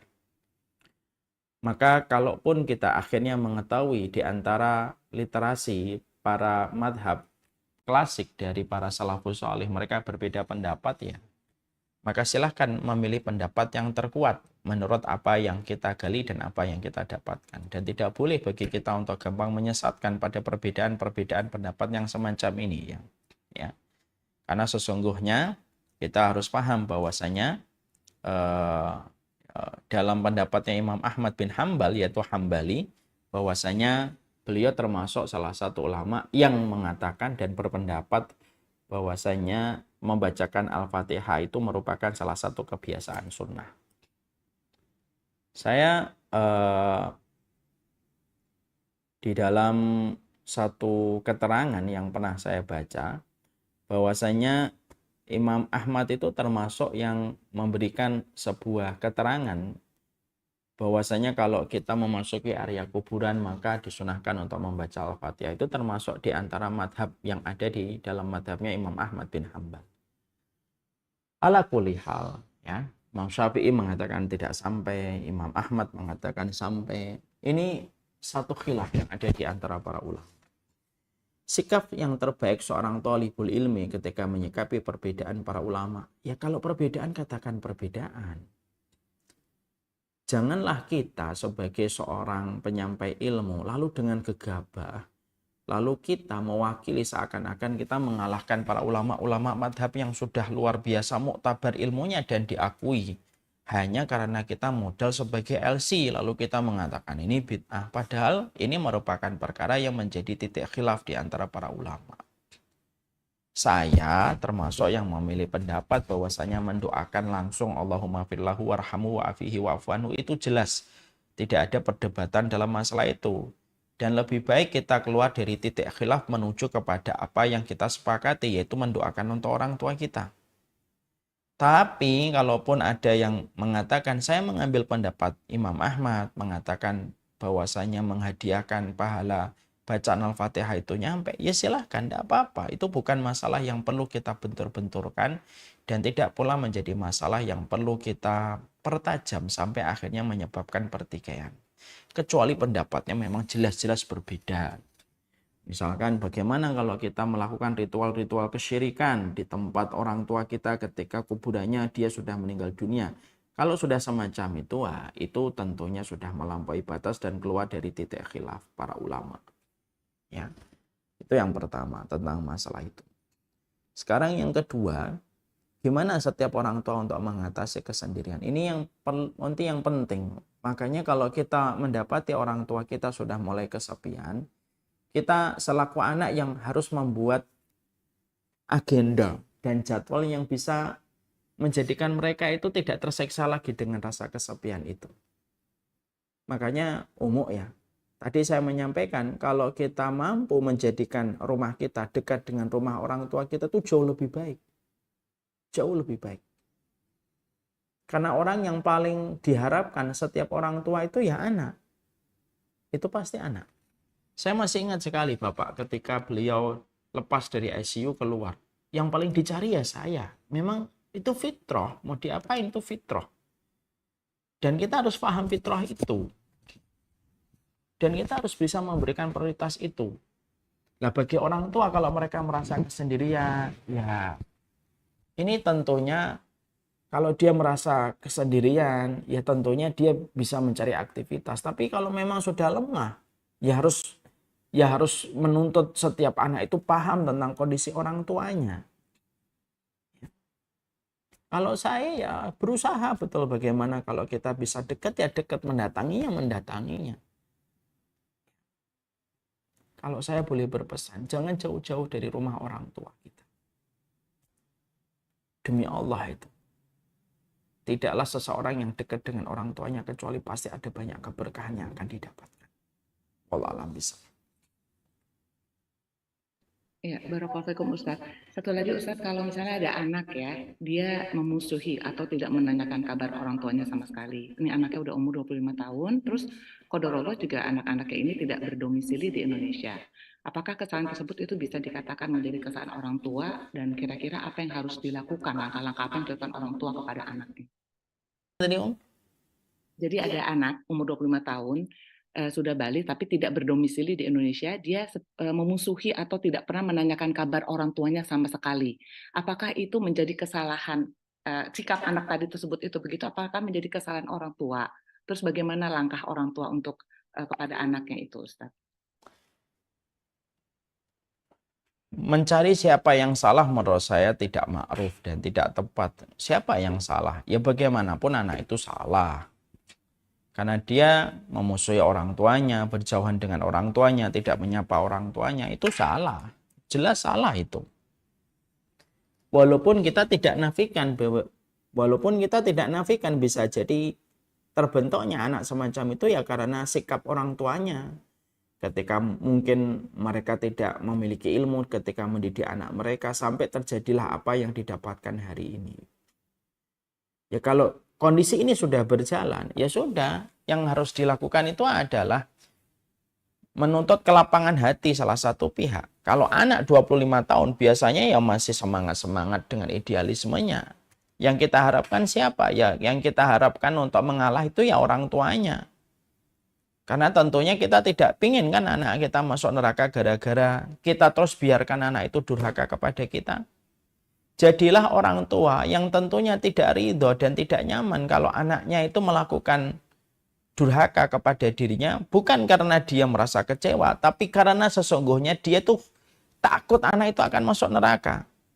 Jadi kalau kita mengatakan jangan durhaka kepada saya, itu katakan kita harus mulai ajarkan sama anak kita. Nak, jangan durhaka sama Abi ya. Bukan karena Abi itu butuh respek kamu dan butuh kebaikan kamu, enggak. Tapi karena kamu nanti ketika durhaka kepada api, kamu dekat dengan neraka dan bisa terjilat oleh api neraka. Jadilah orang tua yang tentunya kita ingin supaya anak kita itu tidak durhaka. Nah kalau kita mendapati kondisi anak kita 25 tahun memusuhi kita, meninggalkan kita, ya kita berupaya. Gimana ketika kita yang sudah paham ilmunya, kita mengalah. Bukan karena anak itu, tapi mengalahnya karena Allah. Mengalah. Kalau memang mengalah itu ada kebaikannya, ya sudah mengalah. Bagaimana hubungan interaksinya diperbaiki. Bagaimana diberikan tanda dan sinyal kepada anak itu bahwasanya kita selaku orang tua itu sangat mencintainya. Berikan hadiah, berikan perhatian supaya anak itu luluh kembali. Supaya anak itu hatinya melembut kembali. Supaya akhirnya dengan kelembutan yang dia dapatkan dari orang tua bisa menjadikan dia bisa memperbaiki kualitas dia kepada orang tuanya. Kadang-kadang kita harus begitu. Yang tahu ilmu yang harus lebih ngalah. Ya konsekuensinya kita tahu ilmu itu apa? Ya harus lebih sabar. Kamu ngerti ilmunya kok. Dan ilmu itu menuntut kita lebih sabar. Nggak ada ilmu yang tidak menuntut sabar. Ilmu itu selalu menuntut lebih sabar. Kalau kamu jadi istri, kok paham ilmunya, berarti kamu harus lebih sabar. Ketika menghadapi suamimu, ketika kamu merasa suamimu belum tahu ilmunya. Kalau kita suami merasa tahu ilmunya, berarti konsekuensinya itu apa yang paling dekat? Ya kamu harus lebih sabar untuk menghadapi istrimu ketika dia menurutmu belum tahu ilmunya. Ilmu selalu menuntut kesabaran kita. Orang tua yang tahu ilmu harus lebih sabar dari orang tua yang tidak tahu ilmu. Nah, terutama ketika orang tua dalam kondisi ini yang bertanya, saya husnudzon, orang tuanya paham ilmu, sudah ngalah dulu. Mungkin dengan kita mengalah, bukan karena kita ingin memanjakan anak kita, enggak. Mengalah itu cara untuk melembutkan hati yang cenderung keras. Api dibalas dengan api, pasti yang terjadi kebakaran. Tapi api harus dibalas dengan air yang menyejukkan. Supaya air itu memadamkan bara api dan amarahnya. Dan itu yang kita harus paham.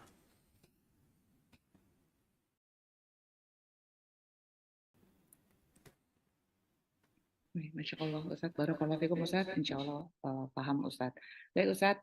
Untuk pertanyaan selanjutnya, insya Allah akan dilanjutkan oleh Uti Lucy. Tafadhol, Uti Lucy. Ya, jazakillah khairan TV-nya. Assalamualaikum warahmatullahi wabarakatuh, Ustadz dan para jamaah. Salam warahmatullahi wabarakatuh, Mulusi. Selamat ya Ustadz, luar biasa Ustadz. Menjadi orang tua yang anaknya. Nah, perlu ini nih Ustadz, perlu kiat-kiat juga nih Ustadz. Saya bacakan dulu ya Ustadz ya. Masya Allah, 8 anak itu nggak gampang ya Ustadz ya. Itu Yes. semua kan titipan ya Ustadz. Betul. Ya Allah. Oke, saya akan bacakan dulu pertanyaan, nanti kita... Saking banyaknya, kadang itu di rumah, di setiap tempat tuh selalu ada anak saya. Masya Allah. Jadi saya pernah masuk itu rumah gitu, di depan ketemu anak, nanti ke living roomnya ketemu anak, naik ke tangga ada anak, di atas tangga lantai 2 ada anak, di lantai atas ada anak, masuk kamar ada anak. Saya sempat kadang bercanda sama istri, Masya Allah ya, Abi itu dari depan garasi sampai ke kamar ada anak semua. Ya Masya Allah. Ya memang salah satu di antara hal yang selalu kita harapkan adalah ya moga-moga anak itulah yang akan mendoakan kita. Karena saya merasa saya itu fakir ilmu. Makanya dengan anak-anak itu setidaknya ada anak yang mengangkat tangan untuk mendoakan kita. Semakin banyak anak kita, semakin banyak tangan yang mendoakan kita. Apa sih yang kita harapkan di umur yang kedua kalau bukan doanya anak? Sholat kita berhenti, sedekah kita berhenti. Siapa yang meneruskan amal itu? Ya anak kita. Saya, anak-anak saya kalau mereka sholat, ya ngalir pahalanya untuk saya. Anak-anak itu kalau membaca Al-Fatihah, ngalir pahalanya untuk saya. Kalau anak itu berdoa, Rabbirhamhuma kama rabbayani shaghira, itu ngalir untuk saya. Dan itu kalau anak kita semakin banyak, ya semakin besar. Makanya dulu para ulama dan para ustadz rata-rata mereka punya banyak anak. Kenapa? Yang mereka bidik bukan urusan dunianya, tapi yang mereka bidik itu urusan akhiratnya. Itu yang menjadi selalu semangat kita. Semoga Allah memberikan kekuatan untuk kita menjadi orang tua, mengampuni dosa dan kekurangan kita selaku orang tua. Wallahu a'lam bishawab. Amin, amin ya rabbal alamin. Masya Allah Ustadz. Oke, baik Ustadz. Ini kita mulai bertanya nih ya dari Ibu Hertin. Mau tanya mengenai apakah kiat atau ilmu dan doa khusus agar kita menjadi orang tua yang di hari tuanya nanti punya hati yang berkah, nggak selalu merasa kesepian dan terus bermanfaat buat orang lain, sehingga anak-anak kita tetap bisa membagi waktunya untuk bertaburan mencari kebaikan, pengalaman, kebahagiaan, dan syiar di bumi Allah yang luas, Ustadz. Untuk tidak merasa kesepian di hari tua itu Ibu, Umulusi, 1. Mintalah kepada Allah kita memiliki pasangan cita rasa sahabat. Karena bersama orang yang tepat kita tidak akan pernah merasa sepi. Makanya saya selalu berkata, walaupun perkataan ini selalu ada pro dan kontra. Saya tuh selalu ngomong, orang yang lebih berat didoakan pertama kali bukan anak, tapi adalah pasangan kita yang telah membersamai kita dan telah menghalalkan dan dihalalkan diri kita di hadapan Allah. Anak-anak nanti akan punya jalur hidupnya masing-masing. Dan kita nanti akan bersama dengan pasangan kita. Mintalah kepada Allah supaya kita itu mendapatkan persahabatan bersama dengan pasangan hidup kita. Makanya Imam Ibnu Katsir membuat quote paling romantis yang pernah saya baca dari seorang ulama serius, yaitu seorang Imam Ibnu Katsir. Quote-nya apa? Yang paling romantis. Tidak ada persahabatan yang paling agung yang aku pernah lihat kecuali persahabatan antara seorang suami dan istri. Mendapatkan suami dan mendapatkan istri itu takdir. Tapi mendapatkan suami atau istri cita rasa sahabat itu anugerah dan karunia. Mintalah sama Allah supaya kita diberikan pasangan-pasangan yang dipanjangkan umurnya bersama dengan kita dalam taat. Berdoalah kepada Allah supaya kita dibersamakan dengan pasangan kita menua dan senja bersama di dalam ibadah. Dan bukan hanya taat dan ibadah, tapi mereka merupakan sahabat terbaik kita pada kehidupan. Itulah sahabat terbaik. Nggak akan pernah kesepian seseorang yang mereka itu mendapatkan pasangan cita rasa sahabat. Makanya ibu nanti kalau mendoakan, sebelum mendoakan anak, doakan suaminya dulu. Semoga dia jadi sahabatku hari ini, esok, dan di usia tua.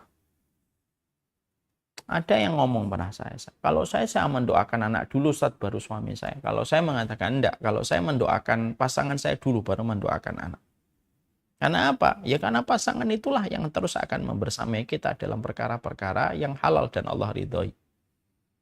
Bercandanya kita. Dan orang kalau semakin dia saja terasa sahabat, ya bisa bercanda, bisa serius, bisa terkadang tegas. Tapi dominan sehari-harinya itu diisi dengan sesuatu yang menyenangkan. Dan itu kita harus selalu berdoa. Jadi kalau ibu tanya, gimana Ustaz supaya kita tidak kesepian? Ya jadikan suamimu itu adalah sahabat untukmu. Jadikan istri kita itu adalah sahabat terbaik untuk kita. Karena itu yang sejatinya kita butuhkan untuk mengusir rasa kesepian. Itu yang pertama. Yang kedua, pastikan kita memiliki aktivitas-aktivitas yang mendekatkan kita kepada Allah di waktu lapang. Seperti membantu dakwah. Pasti Allah akan memberikan kepada kita, ya, peneman di waktu-waktu kita sendirian ketika kita mau sangat membutuhkan Allah. Ta'araf ilallahi firraha ya'rifka fi syiddah. Kenali Allah di waktu lapangmu, Allah pasti mengenalimu di waktu sulitmu. Allah yang menghadirkan kepada kita. Ya, makanya bisa jadi akhirnya banyak hal yang kita harus lakukan untuk bisa menjadi sebuah legasi kita nanti untuk di masa tua kita. Membantu dakwah, memaksimalkan semua dakwah yang kita lakukan, membantu orang solih gitu ya di dalam setiap proyek akhiratnya dengan satu tawasul. Tawasul kita kepada Allah menjadikan perantara, ya Allah jadikan ini menjadi keberkahanku di usia senja. Ya, kan salah satu yang menjadi tanda kebahagiaan itu apa? Terhindar dari keburukan di usia senja. Allahumma inni a'udzubika min su'il kibar. Aku berlindung dari keburukan di masa tua. Ya. Makanya Masya Allah inilah yang sekali lagi ya saya sampaikan, Syamila Wisdom itu salah satunya adalah menjadi jembatan setiap orang tua untuk bisa mengetahui ilmu apa yang harus mereka lakukan ketika di usia senja. Ya, Insya Allah ini salah satu kegiatan yang kita hadiahkan untuk setiap orang tua. Kenapa kami akhirnya menggelar Syamila Wisdom ini? Karena berangkat dari beberapa curhat seorang ibu dan seorang bapak ketika sudah melewati angka 65. Lalu mereka ngomong sama kita, Ustadz kami itu ingin memandang kematian itu kayak gimana? Mereka ini rata-rata orang yang belajar kitab At-Tadhkirah di beberapa kajian kami. Lalu mereka itu pengen tahu tentang gimana sih memandang kematian. Kami nggak ngerti, kami terkadang ketakutan, kadang malam tidak bisa tidur. Kalau habis sisa nggak bisa tidur Ustadz sampai jam 1 karena mikir macam-macam gitu. Nah, inilah saatnya kita memberikan sesuatu yang bisa menjadi kebaikan untuk mereka. Makanya Masya Allah, kalau kita berada di lingkungan-lingkungan orang yang baik, mungkin lingkungan-lingkungan orang baik itulah yang akan menemani kita. Makanya pesantren itu, kalau menurut saya, pesantren itu bukan hanya kita buat untuk anak-anak muda, tapi ada pesantren untuk orang tua lansia. Ini juga salah satu yang nanti kita gagas. Orang tua lansia yang jangan hanya diletakkan di panti jompo, yang hanya dibuat aktivitinya hanya untuk kesenangan, ya TV, joget, mungkin senam gitu.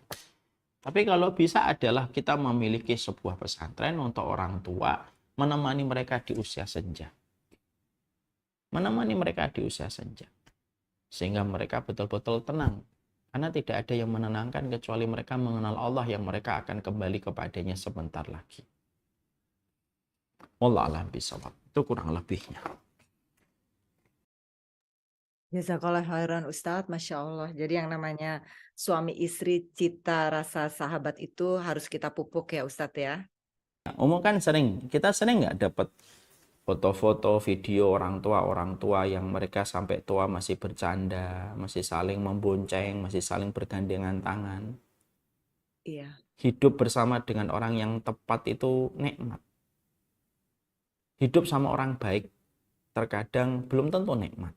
Tapi hidup bersama orang yang tepat itu nikmat. Akurasi ketepatan itu adalah ketika pasangan kita telah menjadi sahabat untuk kita. Kita bisa menjadi orang yang apa adanya, bercanda apa adanya. Kadang-kadang istri saya suka ngomong gini, oh bercanda gitu. Loh, bercanda gini, kalau saya berikan kepada orang, atau kamu berikan sama orang lain, itu dosa. Berarti kalau kita berikan sama pasangan kita, itu justru pahala besar. Karena menjadi pasangan suami istri tidak harus selalu serius. Kadang kita bermain, kan begitu. Kadang kita bercanda. Dan kita harus selalu memahami frekuensi-frekuensi itu. Kapan frekuensi serius, kapan frekuensi bercanda. Nikmat itu. Makanya salah satunya apa? Harus berdoa. Harus berdoa kita yang banyak supaya pasangan kita itu menjadi sahabat kita. Dan maaf ya kalau saya lagi ngomong kayak gini, jangan buru-buru kita langsung menyanggah. Dengan mengatakan apa? Lihat dulu dong suaminya Ustadz gitu. Bisa kita sanggah dengan perkataan itu. Tapi kita evaluasi aja masing-masing. Suami mengevaluasi, istri juga mengevaluasi. Kenapa kita saling mengevaluasi? Ya karena bisa jadi apa yang tidak kita peroleh pada kehidupan rumah tangga itu juga bisa jadi. Karena mungkin kita terlalu menuntut hak tapi tidak memperhatikan kewajiban. Kalau kita berumah tangga sudah didominasi dengan perasaan untuk saling terus menyalahkan dan terus mengurangi dengan apa yang seharusnya yang didapatkan pasangan kita, ya sampai kita menikah 1000 kali pun juga tidak akan pernah kita merasa bahagia. Karena sesungguhnya konsep pernikahan itu bukanlah ketika kita tidak menemukan kekurangan, enggaklah. Konsep bahagia dalam pernikahan itu kan simpel, ketika sabar kita lebih besar daripada kesalahan dan kekurangan pasangan kita. Masya Allah, jazakallah khairan Ustadz. Ya, baik Ustadz, pertanyaan berikutnya Ustadz. Kalau misalnya bertanya, seorang anak menikah tanpa diketahui keluarga, tahu-tahu sudah nikah, orang tua tidak nah ini juga ya, saya mengetahui tidak sudah nikah, tapi ayahnya sudah dianggap tidak ada, bagaimana solusi seorang anak harus berbakti kepada orang tua, tetapi orang tua dianggap tidak ada. Oh ini belum jelas Ustadz, laki atau perempuan nih Ustadz? Kalau dia anak perempuan, tidak diketahui orang tuanya, pernikahannya tidak sah. Ayyuma imra'atin nakahat bighairi idni waliha fanikahuha batilun. Perempuan mana saja yang dia menikah tanpa wali, maka pernikahannya batal. Wanita Ustadz, perempuan, anak perempuan. Nggak Batal boleh. ya Ustadz? Tidak boleh. Saya ulang kembali hadisnya. Ayyuma imra'atin nakahat bighairi idni waliha fanikahuha batilun. Perempuan mana saja yang dia menikah tanpa izin dari walinya, dia tidak sah. Mau dia janda, mau dia gadis. Harus meminta izin dari orang tuanya. Atau meminta izin dari walinya. Kalau dia laki-laki, maka sesungguhnya kualitas macam apa seorang anak yang mereka tidak memberitahukan kepada orang tuanya pernikahan. Hati-hati. Kamu hari ini menikah tanpa persetujuan orang tuamu, bisa jadi 20 tahun lagi, 25 tahun lagi, kamu akan meneteskan air mata yang deras. Mungkin anakmu akan menikah dan tidak ada hajat baginya untuk memberitahukan kepada dirimu. Sebagaimana dulu kamu tidak butuh orang tuamu ketika menikah. Wallahu a'lam bishawab. Jadi selama itu pernikahannya tidak halal Ustadz ya? Kalau perempuan, kalau dia Iya. menikahnya tanpa izin wali, nggak boleh, Om. Namanya nggak sah, gimana? Sholat kalau nggak sah, batal atau tidak batal? Subhanallah, berat sekali ya. Mau sholat, tapi tidak membaca Al-Fatihah, sah atau tidak sah? Iya, tidak sah itu syarat sahnya sholat ya Ustadz. Iya, kalau tidak sah, gimana hukum yang tidak sah? Iya, iya Ustadz. Barakallahu fiik Ustadz. Baik Ustadz, pertanyaan berikutnya Ustadz. Apakah membacakan surat Yasin setiap malam Jumat setelah maghrib untuk orang tua akan sampai? Kalau membacakan Al-Quran, maka tadi sebagaimana kembali kepada kaidah tadi. Tapi dalam kaidah tadi membacakan Al-Quran itu, ya Al-Quran boleh Yasin, boleh surat Al-Kahfi. Bagi yang berpendapat itu nyampe, silahkan. Bisa surat Yasin, bisa surat Al-Kahfi, bisa surat Al-Fatihah, bisa surat Al-Baqarah. Bagi yang meyakini bahwasanya memberikan hadiah bacaan Quran kepada mayat itu sampai. Wallahu a'lam bishawab. Ya, baik Ustadz. Ini ada lanjutannya pernikahan beda agama. Apalagi beda agama ya Ustadz ya, tambah selain anak perempuan nggak izin sama walinya, terus pernikahan beda agama ya emang udah benar-benar tidak bisa diterima ya Ustadz ya. Iya. Itu Mulusi sudah tahu itu, insya Allah. Sudah paham. Ya, baik Ustadz. Ini pertanyaan sudah selesai Ustadz. Kita diskusi sedikit ya Ustadz ya. Tadi mengenai yang rasa sahabat ini nih Ustadz. Kita tuh sebenarnya semakin bertambah usia, semakin udah makin tua, ya namanya romantis, yang namanya bercanda, yang namanya rasa sahabat itu sebenarnya harus kita pupuk lagi ya Ustadz ya. Dan itu kewajiban di Islam mungkin ya Ustadz. Iya, Om. Kita nggak bisa membayangkan kalau di dalam pernikahan itu tidak ada cita rasa sahabat. Berat sekali kehidupan yang harus kita jalani bersama pasangan kalau kita tidak lagi bercita rasa sebagaimana cita rasa sahabat. Makanya Mulusi kalau mendapatkan suami yang masih bercanda itu nikmat yang luar biasa. Dan bagaimana seorang laki-laki kalau mendapatkan istri yang dia masih bisa diajak bercanda. Wow, itu nikmat yang luar biasa itu. Itu nikmat yang luar biasa. Mintalah kepada Allah supaya kita bukan hanya diberikan suami atau istri, tapi diberikan pasangan yang bercita rasa sahabat. Bercanda itu salah satu nikmatnya hidup dalam kehidupan berumah tangga. Iya, betul. Makanya caranya apa ya? Caranya kita manfaatkan quality time, harus senantiasa kita perbanyak quality time kita bersama dengan pasangan. Terkadang kita harus escape ya, new escape itu kalau pas di antara rutinitas pekerjaan rumah tangga yang hektik banget gitu, kita new escape lah, pergi sebentar berdua dengan pasangan kita, entah minum kopi, entah minum teh gitu, sambil kita ngobrol-ngobrol yang sifatnya ringan gitu. Karena memang dalam pernikahan itu kan tujuannya tuh supaya kita bisa bermain-main kan, supaya kita bisa rileks dalam hidup. Makanya jadi istri jangan serius-serius banget sama suami. Karena tujuan pernikahan itu bermain-main. Permainan yang dicintai oleh Allah itu ya permainan suami istri. Makanya Rasulullah kan berkata sama Jabir, kenapa kamu tidak nikahin seorang gadis yang kamu bisa antula ibaha wa tula ibaka, yang kamu bisa bermain dengannya dan dia bisa bermain denganmu. Artinya Rasulullah itu pengen ngomong kepada kita dalam hadis riwayat Jabir, ya memang salah satu tujuan kita pernikahan itu adalah ya kita itu menikmati permainan mubah yang diridhoi oleh Allah bersama dengan pasangan kita. Serius tetap, wajib tetap serius. Tapi bukan berarti akhirnya mendominasi dan menghilangkan keakraban dan nuansa bercanda. Makanya kan Rasulullah kan tadi ngomongnya sama Jabir, kenapa kamu nggak nikahin seorang gadis yang kamu bisa bermain-main dengannya dan dia bisa bermain-main denganmu. Nikah itu mendapatkan ketenangan itu. Ya, makanya tidak semua masalah yang dihadapi suami itu, menurut saya belajar dari banyak para ulama. Para ulama mengatakan tidak semua masalah yang dihadapi oleh suami itu harus diceritakan kepada istri. Kenapa? nanti malah istrinya serius menanggapi semuanya dan akhirnya salah satu komponen penting dalam pernikahan untuk santai bercanda itu hilang. Ada masalah yang kita bagi untuk istri kita, ada masalah yang harus dihadapi oleh kita sendirian. Dengan kita itu betul-betul berharap sama Allah dan minta lingkungan kita yang terbaik dari sesama laki-laki yang beriman. Tapi memang tujuan pernikahan itu bermain-main. Coba nanti Lucy baca hadisnya hadis lewat Jabir itu. Nikah itu main-main gitu. Kalau kita dapetin pasangan kita lagi ngambek ya sudah, sanggupan santai dulu. Namanya mungkin adalah lagi take a break gitu. Ini mungkin lagi masa istirahat. Karena setelah kita bertengkar kadang justru rukunnya lebih besar. Gitu. Harmonisnya menjadi lebih banyak. Maka itu yang kita harus selalu lakukan gitu. Makanya kapan seseorang laki-laki itu bisa bermain-main dengan perempuan? Kalau dia sudah nyaman. Jangan pernah teriak sama suami. Jangan pernah ngomong yang jelek sama suami yang mungkin omongan itu akan diingat sama suami. Ini juga sebaliknya loh ya kalau saya ngomong. Karena apa? Biasanya menangnya pelakor itu ya karena mereka memberikan apa yang tidak diberikan oleh sama istrinya. Atau sebaliknya. Ya. Makanya akhirnya apa?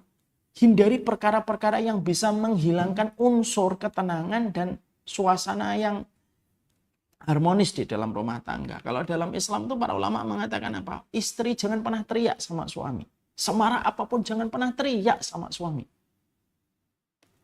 Itu termasuk tabu dan itu dosa besar. Jangan teriak sama suami. Kalaupun dia melakukan dosa besar itu tanggung jawab dia dengan Allah. Kamu tidak perlu teriak sama dia. Sampaikan yang benar kepada dia. Tapi jangan teriak. Kenapa? Karena menangnya perempuan itu bukan teriakan. Menangnya perempuan itu dengan kelembutan. Jangan salah milih senjata. Jangan pernah salah memilih senjata. Ya. Menangnya perempuan itu yaitu dengan kelembutan. Makanya kalau ada perempuan yang sudah teriak, itu sudah berapa persen itu respeknya seorang suami bisa hilang itu. Karena tidak ada seorang suami yang mencari perempuan itu karena teriakan. Hatta orang yang paling bejat sekalipun. Tidak ada yang mencari seorang perempuan yang teriak-teriak. Jangan pernah teriak sama suami. Jangan pernah ngucapin kata-kata yang buruk. Harus selalu membuat nyaman. Kalau ini sudah didapat, suaminya pasti begitu. Makanya kan saya pernah ngomong kan, pertemuan kita yang terakhir dulu. Kenapa Ummu Khadijah itu pemenang hatinya Nabi? Beliau bukan yang paling muda. Beliau bukan yang paling cantik. Istrinya Nabi itu semuanya cantik-cantik dengan izin Allah. Siapa yang tidak cantik? Ibunda Aisyah cantik. Zainab, Masya Allah ibunda kita. Rupawan wajah dan parasnya. Maria Kiptiyah. Sampai Ummu Salamah sekalipun yang paling tua pun. Kata ibunda Aisyah, aku masih melihat bekas-bekas kecantikan rona di wajahnya seorang Ummu Salamah. Tapi kenapa yang memenangkan hatinya Nabi itu adalah ibunda Khadijah? Ya karena untuk memenangkan hati seorang suami itu bukan dengan paras, tapi ketenangan. Banyak perempuan yang, maaf ya, salah memahami. Oh kalau ingin mempertahankan suami itu harus sering ke salon gitu. Tidak lah. Kalau kita mencari paras, kecantikan, ada 1 juta perempuan yang lebih cantik daripada orang yang ada di dalam rumah kita. Tapi kenapa para laki-laki yang baik tetap pulang ke rumah? Kenapa tetap para laki-laki yang baik itu tetap nggak apa-apa? Kenapa yang laki-laki itu tetap pulang ke rumah? Ya karena sesungguhnya dia mendapatkan ketenangan. Dia mendapatkan ketenangan. Nah ketenangan itulah yang harganya paling mahal. Dan itulah yang kita dapatkan dari kisahnya Khadijah. Ibunda Khadijah itu tidak pernah teriak sama sekali. Nggak bisa kita mengatakan, itu kan istrinya Nabi Muhammad. Oke, kalau kita mengatakan itu. Asiyah binti Muzahim tidak pernah marah sama Aisyah. Tidak pernah teriak suaranya kepada Fir'aun. Karena apa? Harga dari sebuah ketenangan itu melampaui apa? Ya. Ada sebuah meme, maaf ya saya boleh cerita di sosial media ya.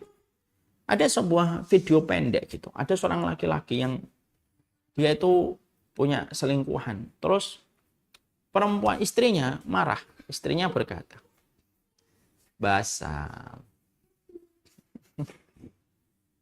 Basam besar ya. Masya Iya. Tuh Basam dipanggil tuh sama Budi.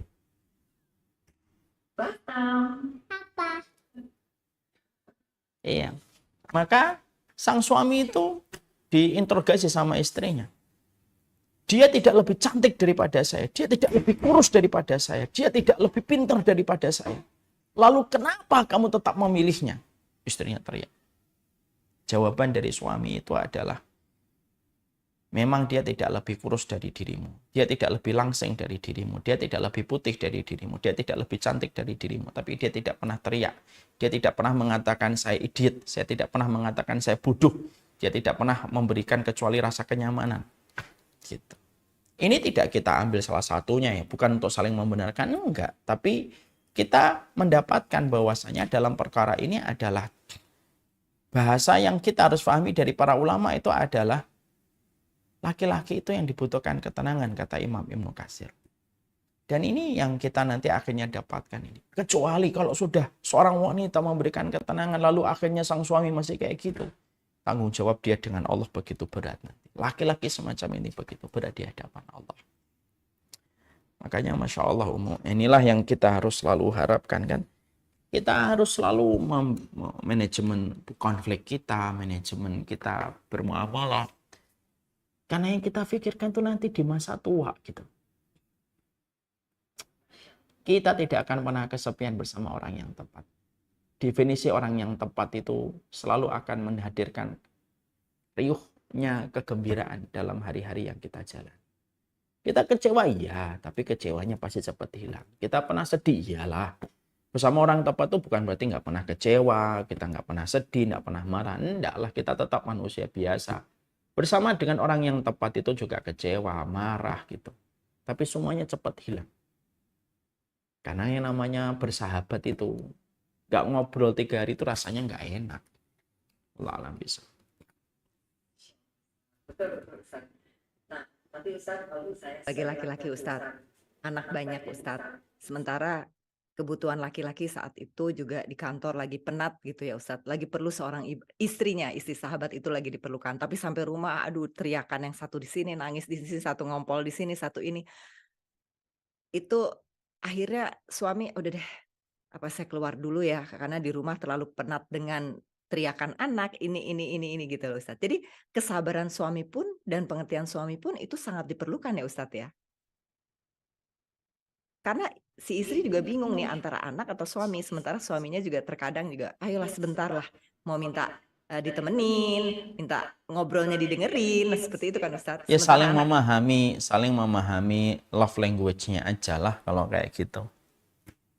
iya, Kalau Masya saya sih, maaf ya, ini hanya sharing dikit. Kalau saya love language saya lagi habis, saya ngomong, Om. Lebih baik saya ngomong daripada bertengkar. Bu, ini tangki saya lagi kosong nih, nanti kalau pulang jangan disenggol dulu ya, gitu. Ini love language saya lagi habis tangkinya. Contoh nih, habis ngajak anak dari pagi sampai malam gitu ya. Pulang itu udah capek gitu. Nah, jujur aja kita ngomong, nih tangki kasih sayang saya lagi merah nih. Love language-nya lagi habis. Nanti biasanya Bibu akan jawab ya Bi gitu. Pulang, ya sudah, dia tahu love language-nya itu apa. Love language-nya itu apa. Nah, nanti terus akhirnya di cover sama beliau. Kadang juga sama gitu. Kadang-kadang ketika saya ngeliat, wah tangki kasih sayang istri saya mulai habis nih. Ya, saya ajak, oh love language-nya istri saya itu yes, minum minum kopi berdua setengah jam aja itu sudah nambah love language dia gitu. Nah, kadang-kadang yang kita harus saling sensitif dan sadar. Itu pun juga belum menjamin kita tidak bertengkar loh. Makanya apalagi yang tidak paham tentang tangki kasih sayang atau love language-nya. Allah alam bisawab. Semoga Allah merahmati kita. keterbukaan ya Ustadz ya, Masya Allah. Satu lagi Ustadz, tadi Ustadz yang mengenai berbakti ya Ustadz ya. Kita sebagai orang tua kan kita harus punya ilmu, karena anak-anak itu adalah madrasah ulanya adalah seorang ibu kan Ustadz ya, yang tentu dibantu oleh ayah. Nah terus tadi Ustadz juga katakan bahwa salah satu berbakti kepada orang tua, kita juga harus mentransfer ilmu Ustadz. Nah jadi si anak tuh kan juga harus punya ilmu nih Ustadz. Apakah si anak yang punya ilmu ini, apakah bagian dari dulu bahwa seorang ibu dan ayah itu doa-doa yang dulu itu? Karena ada anak juga sampai sekarang terlalu sibuk dengan dunianya, terlalu ini sampai akhirnya tidak bisa mentransfer juga ilmu ke orang tuanya. Bagaimana tuh Ustaz? Apa yang bagaimana, Jadi kalau misalnya anak sekarang terlalu sibuk, padahal dulu orang tuanya itu termasuk madrasah ula yang baik sekali kepada anak-anaknya, dididik gitu kan harusnya secara. Itulah hubungan sebab akibat, Nah, iya betul Ya, Ustaz. ketika hubungan sebab akibat itu, maka orang tua itu apa? Sebagaimana yang saya sampaikan ketika kita merenungi surat Al-Ahqaf ayat yang ke-15. Ini tubtu ilaika wa ini minal muslimin. Kalau kita setelah berdoa itu, Rabbi auzi'ni an ashkura ni'mataka allati an'amta alayya wa an a'mala salihan tardah wa aslih li fi dzurriyyati inni tubtu ilaika. Ya kalau kita ingin mengharapkan kebaikan untuk anak kita, ya kita yang banyak tobat dulu. Oh, ini salah saya, kekurangan saya. Kita harus banyak tobat dulu. Baru itu nanti insya Allah moga-moga Allah memperbaiki keadaan, dan bagi Allah itu mudah kalau Allah sudah maha berkehendak. Bisa jadi apa yang dilakukan anak kita itu ya karena kesalahan kita kan. Kan saya sudah mempelajari, sudah kita sampaikan waktu muqaddimah kan. Setiap orang tua harus sadar gitu loh. Dia itu harus bertobat sama Allah dulu atas seluruh kekurangan sebelum dia mengharapkan kebaikan dari anaknya. Kalau ada banyak orang tua mengharapkan kebaikan anaknya, tapi orang tuanya merasa tidak ada yang salah pada dirinya, itu sudah salah besar. Makanya ketika kita membaca surat Al-Ahqaf 15 itu, wa aslih li fi dzurriyyati, permintaan setelahnya itu apa? Ini itu betul ilaika. Perbaikilah keturunan yang mengalir sampai keturunanku. Saya bertobat ya Allah. Seakan-akan Allah mengatakan, kalau kamu ingin mengharapkan kebaikan yang mengalir kepada keturunanmu, maka bertobatlah kepada Allah dan bertobatlah kepada anakmu atas segala kewajiban yang kamu abaikan dan kamu tidak maksimalkan. Wallahualam bishawab. Baik Ustaz, jazakallah khairan Ustaz. Saya kembalikan ke TV-nya. Barakallahu fiik Ustaz. Sami-sami, jazakallah khair. Baik Ustadz, barakallahu fiikum atas pencerahannya yang telah mengingatkan kembali tentang biru walidain ini adalah merupakan kewajiban bagi anak untuk memberikan akhlak yang mulia kepada orang tuanya. Seperti waktu perintahnya selama masih dalam rangka baik dan tidak menyimak, kemudian tidak mengingat keberadaannya atau mendoakan mereka.